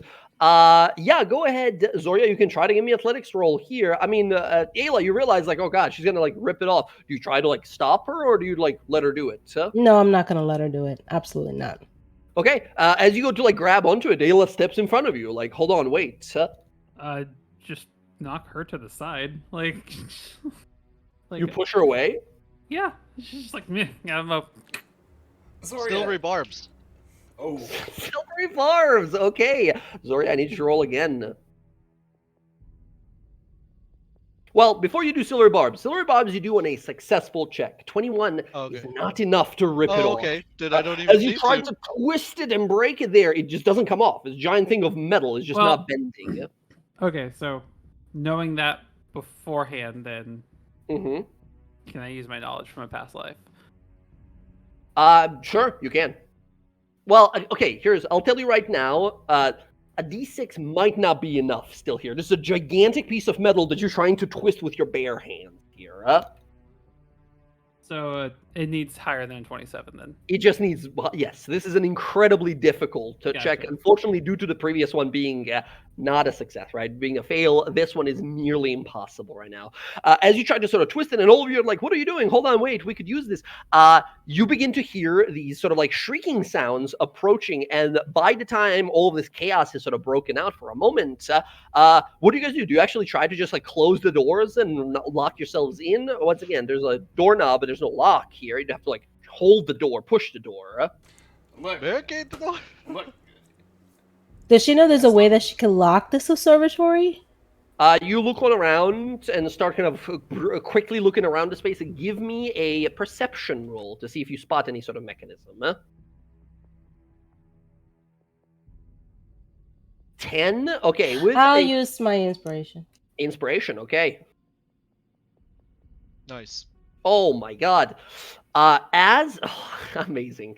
As you look around, you spot, just for, like, while you're looking, you spot at the back of it, one of the bookshelves that is standing there has all these torch sconces that go in a circle, and one of them has at first what looked like a torch sconce, close to, but it's like opposite to the door, is a lever, like a lever instead, with a big symbol of an open eye under it. You, being a cleric, you would know a religious symbol when you recognize the symbol of Ayun, the knowing mentor. And with a 20 plus here, you realize it has a symbol for protection, for like abjuration behind the eye. Yeah, she'll pull it. Okay. You pull this gem. You pull this. What's it called? The lever. And as you do, there is a sound. As you guys sort of glance outside, realize like, oh god, and then you see what these creatures that are coming are. You see strange insectoid lizard-like monstrosities. As you look out, like, it's not a fucking lizard. What is that? As it's like climbing its way quickly up the mountain. You hear a click of a lever being pulled, and all of a sudden, there's like a grinding sound underneath you, underneath like the floor beneath you stand.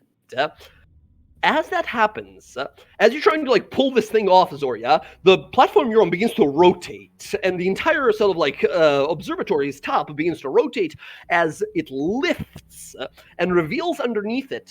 You see first a helmet come up. And then another 3 feet of body, and then another 7 feet of body, as this like 15-foot tall construct rises from the ground, sort of elevatoring slowly up. You see this golem is glowing with magical power. Its head is shaped like this sort of like triangular into this sort of curved space. One of its arms looks like a big fist. The other one looks like a pincer claw. As it all of a sudden, its middle singular central eye glows and it moves. It sprints out the door, and you see it lay into these like lizard creatures. It grabs one, rips it in half, it grabs another, throws it off the mountain, and in like a matter of seconds, it decimates these creatures. As you guys see, this gigantic construct thing come out of the observatory. And then it sort of turns to look at all of you. And it turns and looks over to you, Ayla. And you hear in a distorted sort of elven voice, it says, command me. Oh, protect this place. And don't let her take that thing off the telescope. And she's gonna point to Zoria. It just sort of turns and stares in Zoria's direction. It raises its little like pincer claw that it has, and does a little like clink clink. This is what it looks like. It's a 15-foot tall construct, and yeah, you found a little secret compartment here that it was like as a guardian standing there. As you now realize, like. The core that was underneath that you guys were open into, you moved his head to look into his chest, and then you put his head back. That's his chest, that core, the like gem. And it's just like standing there, and it kind of stares at all of you as you'll realize, like, okay, it looks like it's on our side, or at least like protecting this place. Did you really just turn that thing against me? Well, you pushed me, didn't Cling, you? cling. What, I can't have something that I want? This is important magic. We don't know what this thing could do. And you just want to rip it off the wall. I just want this part. It won't work without it. Perhaps when we're done, but you know, this entire time Ayla has been helping us and healing us. She hasn't asked for anything. Maybe this is a good way to repay her kindness. And I haven't asked for anything either. Food for thought, and she'll step Yes, back for from the it. belt. I Like Zoria didn't ask for the belt. I asked for the belt. Mm-hmm. Difference. As you sort of stomp your way out, you sort of look on into the fields around here. Those lizard things are like gone, whatever they were, right? And this golem just sort of returns and stands at the back of this library here as you all begin to kind of looking around. It's sort I will of say, oops. Mhm. Yeah, go ahead. Once you are done, I am taking that thing off of that. So Why do you want it so bad? I'm curious. because I like it. I mean, once we're Okay. done with it, I don't see a problem with it. No one here is using yours.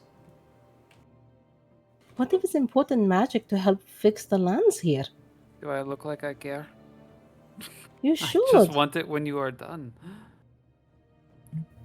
Well, perhaps we figure out what we can do with it first and see how important it is. Ayla, what do you need from us? Ayla, you look around. The place is activated right now. There are two. It'll take you a little bit, but there's multiple levers and buttons at that chair that's next to the lens, right? And it'll take you a few tries, but you'll realize you rotated this one to rotate this way, this one to rotate this way, this one goes up, this one goes down, and then you figure out okay, based on my knowledge of the stars and the moons, you are in the next hour or so that you guys are here, you're able to find all of the constellations. You realize quickly all of the constellations are meant to represent all the gods, the prime deities and the betrayer gods. And you, as a part of this sort of observatory, can look to them and gain inspiration, possibly, right? If you're able to focus your mind strong enough, you might be able to take some of that energy, which, just to clarify, doesn't mean you are taking power from a god. You're taking magic from what that god is meant to sort of represent, filtering and sort of enhancing it, siphoning it through this lens. Well, she will explain that to them. So, do we have an opportunity to take a look? Of course. You want the Moon Weaver? And she would move it. I want to find Wolf. Of course you do. She will move it to Love. Okay, amazing. You find a symbol of what seems to be this. It looks kind of twofold. It can look, if you look at it one way, as a spider, or it can look as a beautiful elven woman, a face of a beautiful elven woman with a shawl across her face, her emotions unknown and unseen. You focus in on this one, and as you try to focus in, can you give me an intelligence saving throw? As you begin to feel the magic of it, but it's it's a little straining on your mind. 14. 14's not bad, but you realize it's not quite enough Okay, to I'll use fully my gain inspiration. the inspiration here. Oh, I'll use my inspiration, inspiration. awesome. Go right ahead, re-roll it up. It's the freaking same. You try as much as you want, and again, but you cannot draw inspiration from it. The aspects of the domains of Lolth are sort of secrecy and such, right? Therefore, unfortunately, it's a little beyond you, even with the help of this lens. No problem. Anybody She's else? Unfortunately- supposed to be mine. Would you mind if I took a look at the Luxon? Yeah, she will move it to the Luxon and show it to her. Luxon is not in the sky. As you guys realize, Luxon is not a god. Well, that's right. This is where you have the full-on confirmation, right? A lot of the people here in the Kryn dynasty believe it to be a god, who venerate it as a god. But most of you have heard that Luxon is not really a god, just this powerful being. And now you sort of confirm it for yourselves here. Okay, it's a powerful being that has helped all these people, but it is not a god. All right. What about Ayun instead? Okay, and she'll move it. Okay, you look to the Mistress of Knowledge. As you focus in on this, as you feel that power of, for this one, it looks like two eyes and a singular third one open to the world around you, or a tome of great power and knowledge, if you look at it from a different angle, right? Kind of like tarot cards, they have twofold type of looks or meanings to them, right? As you sort of look into it, can you as well give me an intelligence saving throw? Bruh, today with my intelligence. Oh, This is saving throw, right? I Oh, think that you're was proficient, but but I would still, be that's going to be a it would just 12, be a I 12. believe. Unfortunately, 12 is not enough here to gleam whatever celestial knowledge, celestial aspect Ayun is supposed to represent here. You feel great inspiration, but that's about it. Alondra, you feel a need to backstab someone, but that's about it. What Like, it doesn't was- manifest. You don't have to do it, but you feel like, how delicious would it be? The look of their anguish on their faces. So when they learned I was working against them, and then you're like, wait a minute, what the fuck? What is that's happening, worrisome right? there. Uh-huh. What is the god of like honor in this pantheon? There's a god of sort of like, well, there's a few. There is Pelor, who is the god of sort of like light and protection and justice. There is Bahamut, who is the platinum dragon god of like paladins and valor and honor, right? Oh, that's like a Kata thing, right? So let's go ahead and. True. It's a Ayla, dragon god. Can you try and hook me up with Bahamut? Yeah, and she'll move it. Yeah, absolutely. Yeah, you see Kata lands on the little lens and sort of just kind of like, thinks good thoughts to help you. As you focus in, for yourself there, Odo, relying on your physical strength here and endurance, you can either make me a wisdom save or a constitution save for yourself. 22. You watch as Ayla looks at some of the maps, sets up the perimeters, and the whole place rotates, looking out into the stars. As you focus in, you can see what looks to be a constellation that forms itself a little more clearer with the lens, that of a dragon, and like the sort of like Chinese folklore type of dragon, right? One like not with wings and everything, but like extremely long, lanky body with small legs and a mane of hair that sort of rolls down its back and such. Or in a different, It's your great granddaddy. and she excitedly sort of does a little dance.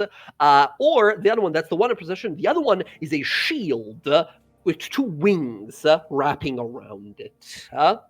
As you focus in on this, you gain a sort of boon, a blessing here as you understand the sort of commandments of valor and honor and justice here.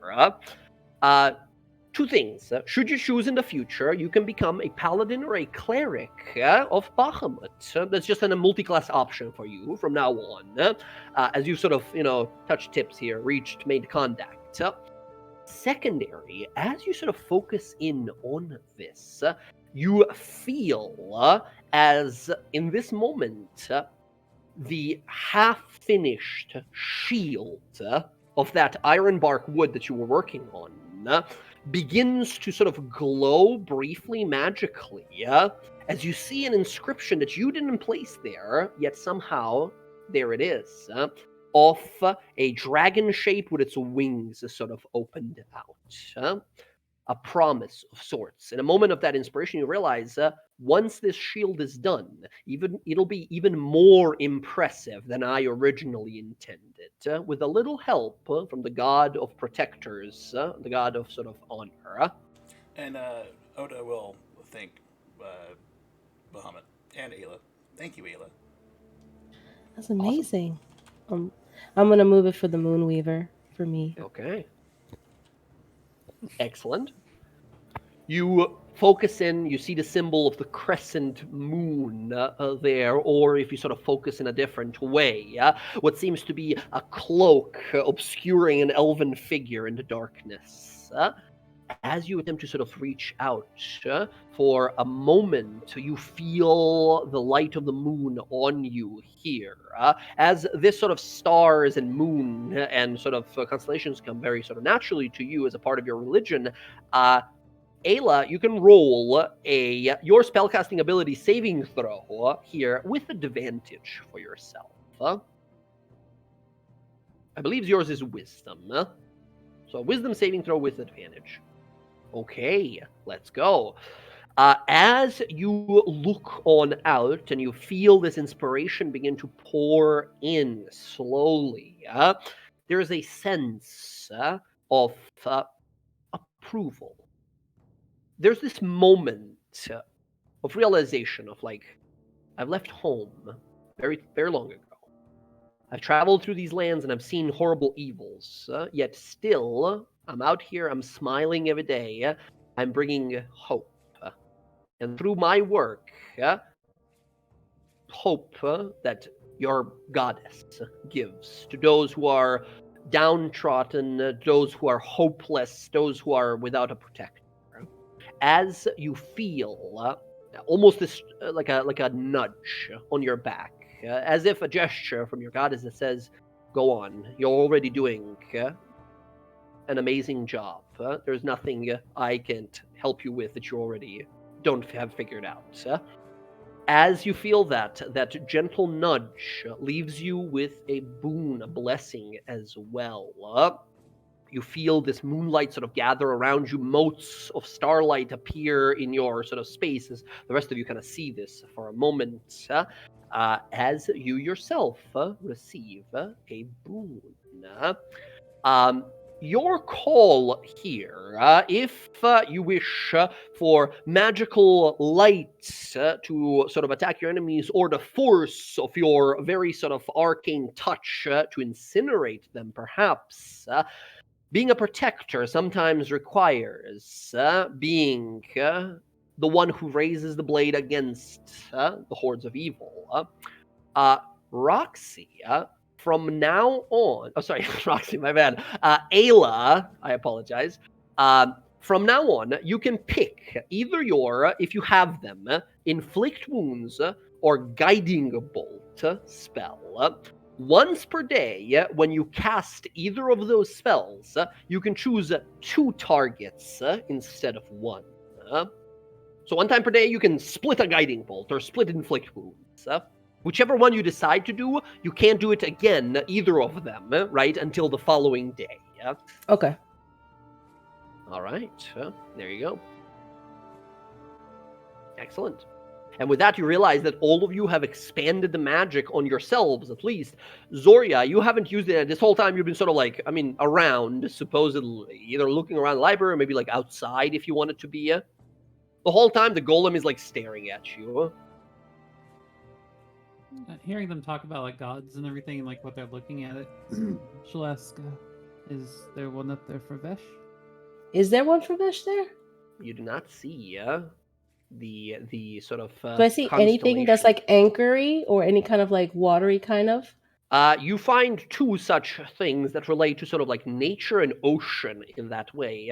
One is a symbol of a woman wearing a crown of antlers, or if you look at it from a different way, a vast mountain behind which even vaster ocean is. This would be Melora, the Wild Mother, the goddess of nature and the seas.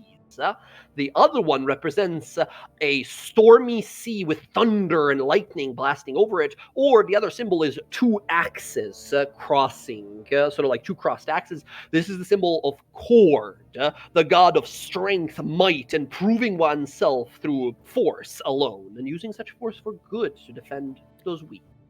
There is one more symbol out there. That is of a pool of acid and poison as a serpent rises from the sea of it. And the sort of opposite meaning to it is a hand holding a poisoned blade.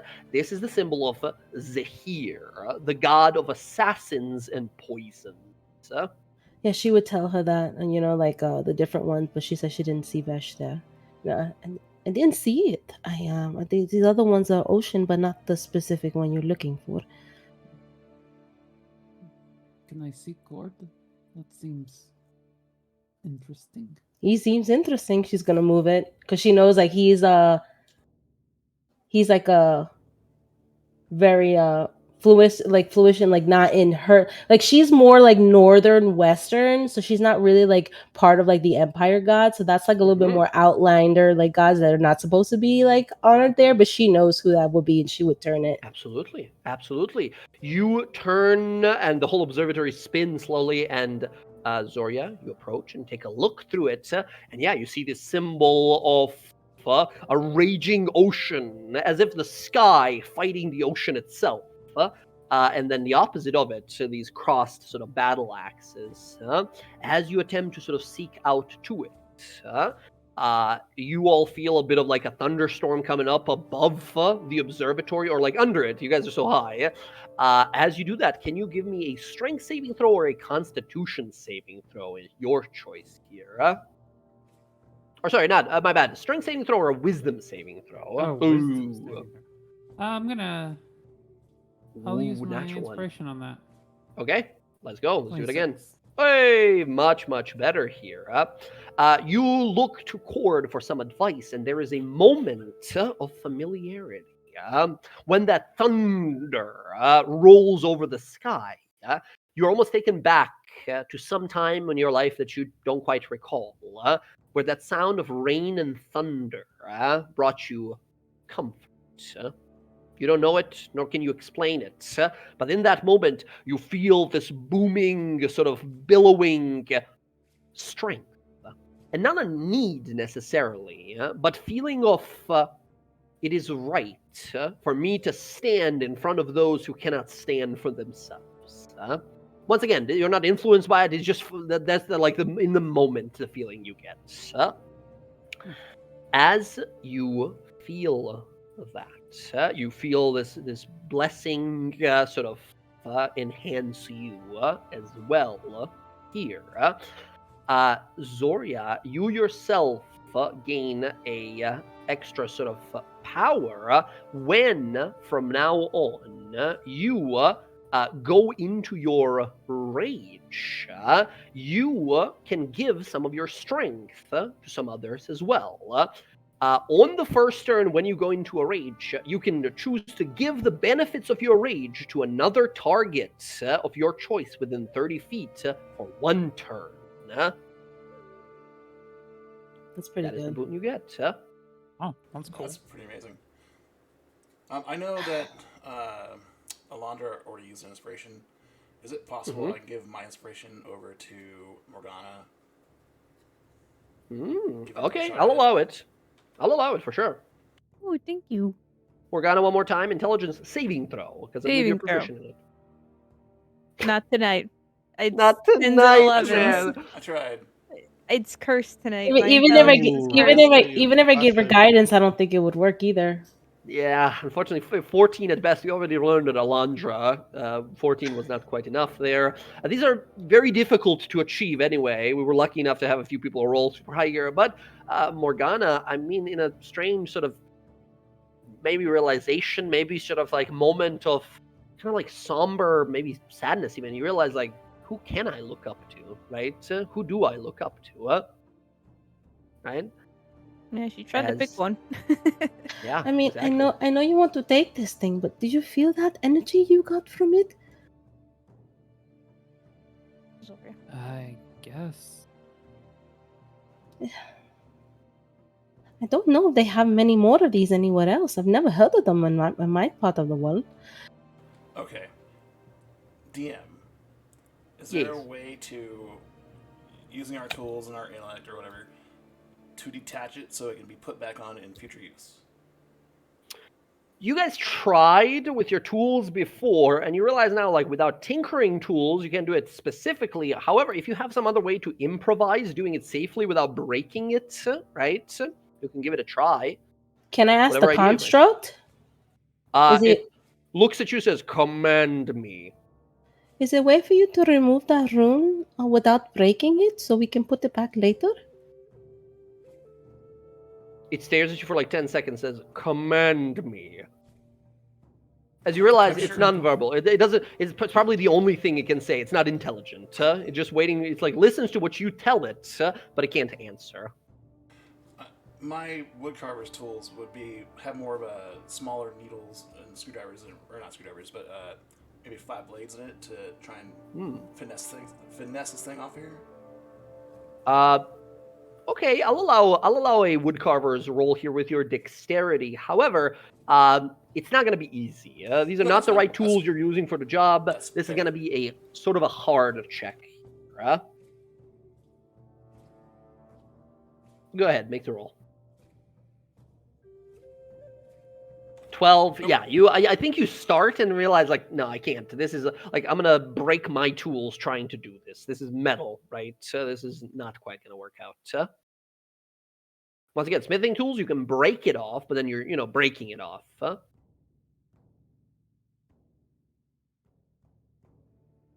So that said, as you guys stand there in front of this construct, Can you- is there anything you wanted to do, or do you want to try and take this thing off, or huh?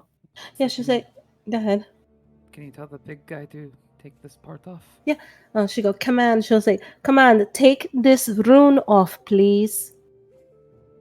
It stares on down, looks back to you, stares down at it, approaches, once again, 15-foot, gigantic, heavy construct, grabs it with its hands, and you wanted to just like pry it off. Take it off gently, please. Like stops and looks out. It stares back at the thing. There is some flickering within its chest. A pulse of magic sort of shoots out from it, and you watch the runes on it like flicker out for a moment. He grabs the thing, and as if perfectly made for it, his sort of clamping hand rotates and unscrews it, and he takes it off. Oh, was that? Oh. That- Oh, thank you so much. He just sort of holds it there in front of you. Thank you. Command me. Okay, you protect this place until we come back and you don't hurt any of us. He just stares at you. It doesn't say anything. Protect this place. Not from me. I'm gonna be back. Its central eye blinks a few times as something is happening, right? He looks at you, and his sort of central eye blinks a few times, and turns to this sort of like moonlight and sparkly color that you use for your magic, as his central eye turns into that. Oh, okay, we could come back. And then you can, talk to Ayun or Loth, I guess, and later. You are my master. Command me. Okay, you take care of this tower. That's your job. He's starting to realize like he can't fully follow, right? He's just staring at you. Kill any creature who tries to hurt this place. He raises a fist. Okay, I think we're good now. And she'll hand the rune to Zora. Take care of it, okay? Because we could come back and put it back. In this moment here, as you realize, Ayla, Ayla might not. Is Ayla proficient in Arcana? My question is. Yes. Okay, Ayla and all of you proficient in Arcana realize that you, using this thing here for a while, but manipulating it with how much time has passed and this thing's old master is gone, it has recognized you as its like new master. Here's the thing, though. It's gigantic and can't leave this building, mostly. Like, it takes a lot of effort for it to leave, and if you're at the top of a mountain, you can add to your list of allies, Command Me, the construct. That's his name. His name is Command Me. Oh. You know what? I think I'm going to come back here. Maybe this could be my new home. It would make a good home. Yeah, I don't want to go back home. I like it here. Very You just got to find a way to make food and everything. Kinda out of the middle of nowhere. I think it's wonderful. Uh, Maybe I can make friends with the goats outside. a single goat. Actually, there's another one. I just saw him off the edge of the cliff. Yeah, I saw that one. You'd have to get rid of those purple, the Vart things. They kinda run off for now, but they might come back. Question. Mm-hmm. It's the little gold ring with the lens in it still, right?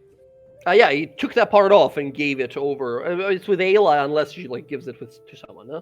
You're not going to break it, are you? No, I liked it. And you see her like as she's like got it right, like she's already like taking like a piece of like leather cord from like somewhere on her, and she's like tying it to it, right, and getting it like cinched down and set, and then she kind of like holds it up and is like, "Look, it's a necklace," and she puts it on. She's a very simple woman. I mean, I could have got you a necklace. I mean, this is very powerful item for like the stars and stuff. And now it is a very nice necklace. Can I get you something similar so I can get this back? Because I really want to look at the stars later. No. Zoria. Ayla.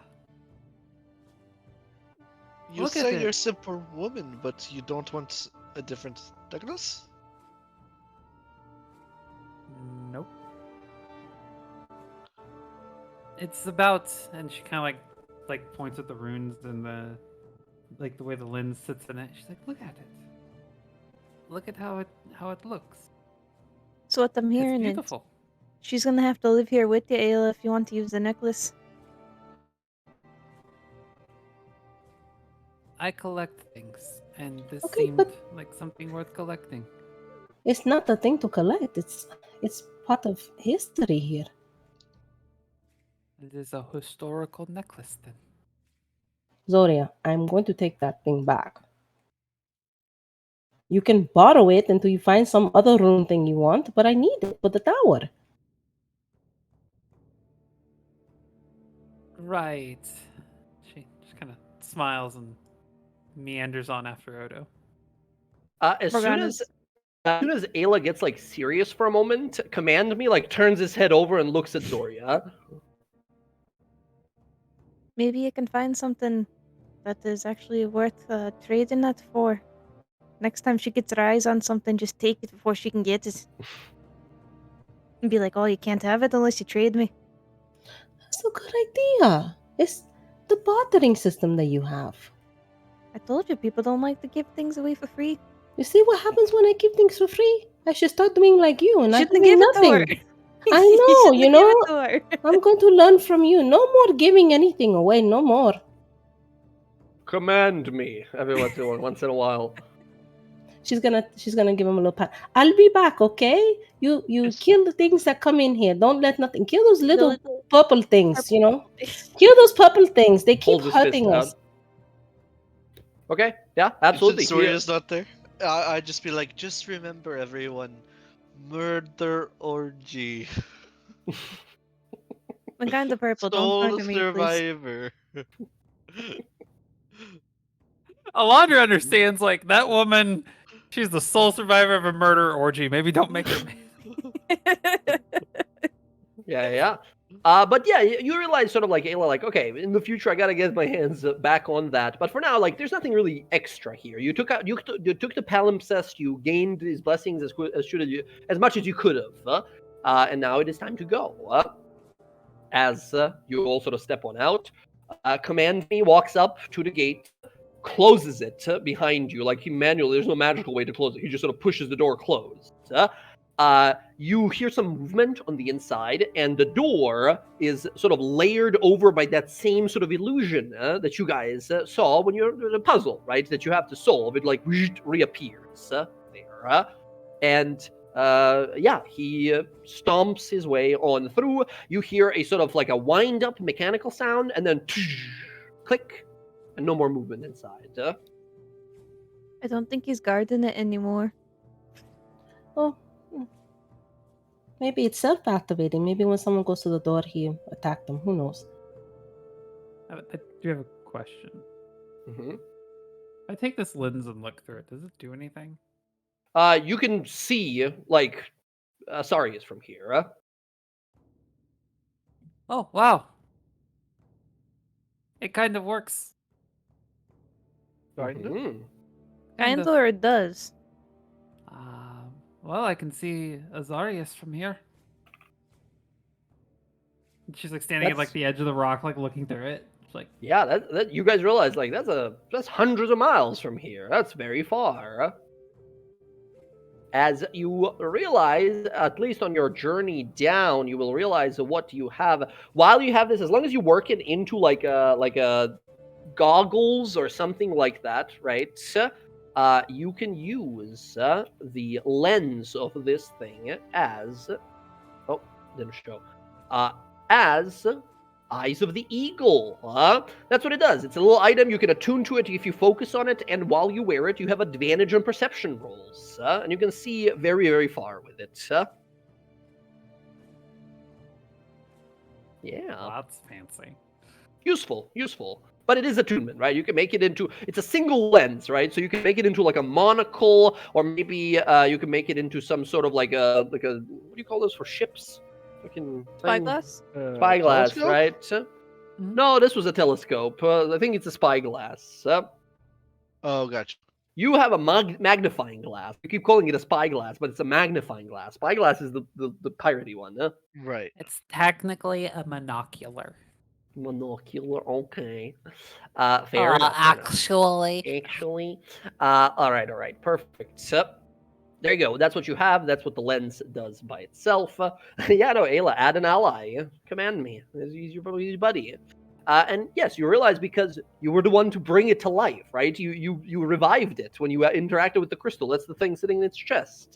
It's sort of imprinted on you. So yeah. All right. You guys have the ultimate backup. If you never need a big robot, you have one in the garage.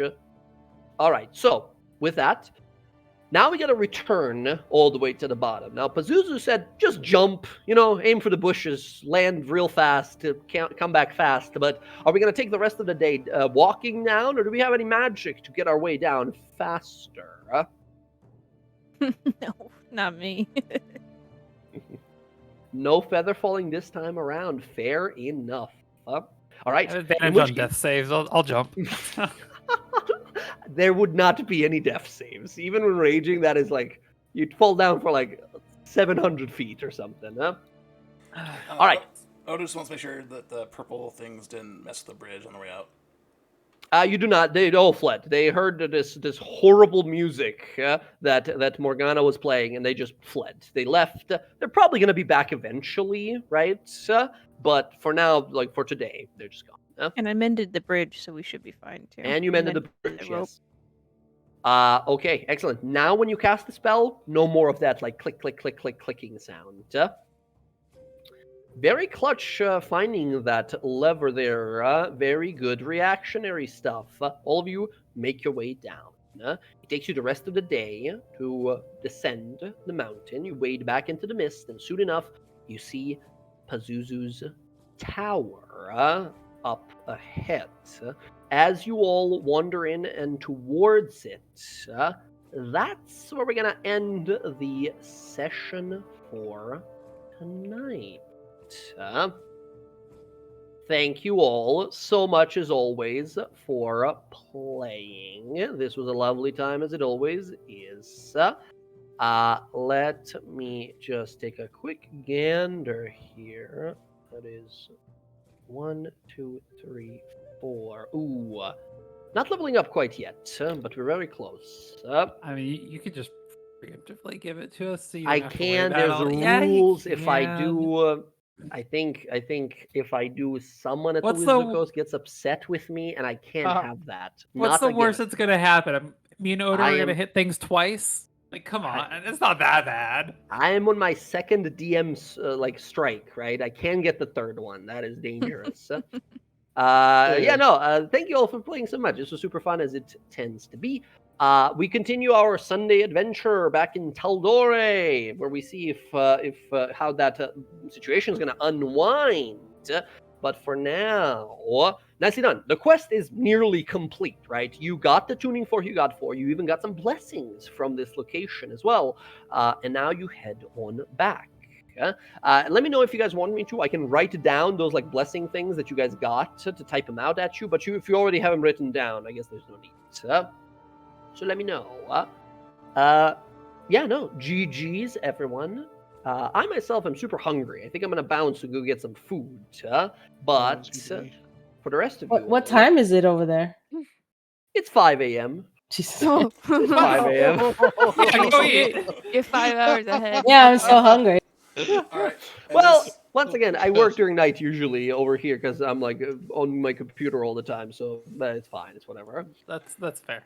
This Alright, recording will be up on my Oh, YouTube. here's I'll a- put the- Here's put it there earlier. Here's a quick Later. goodbye from the giant Sounds cat. good.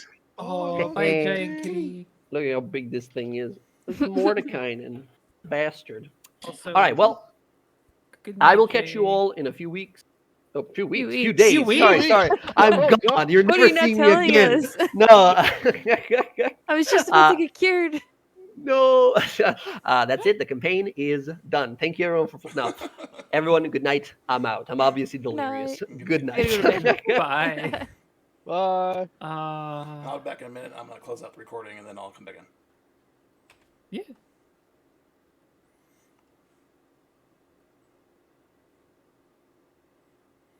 All right, everyone. Thanks for hanging out.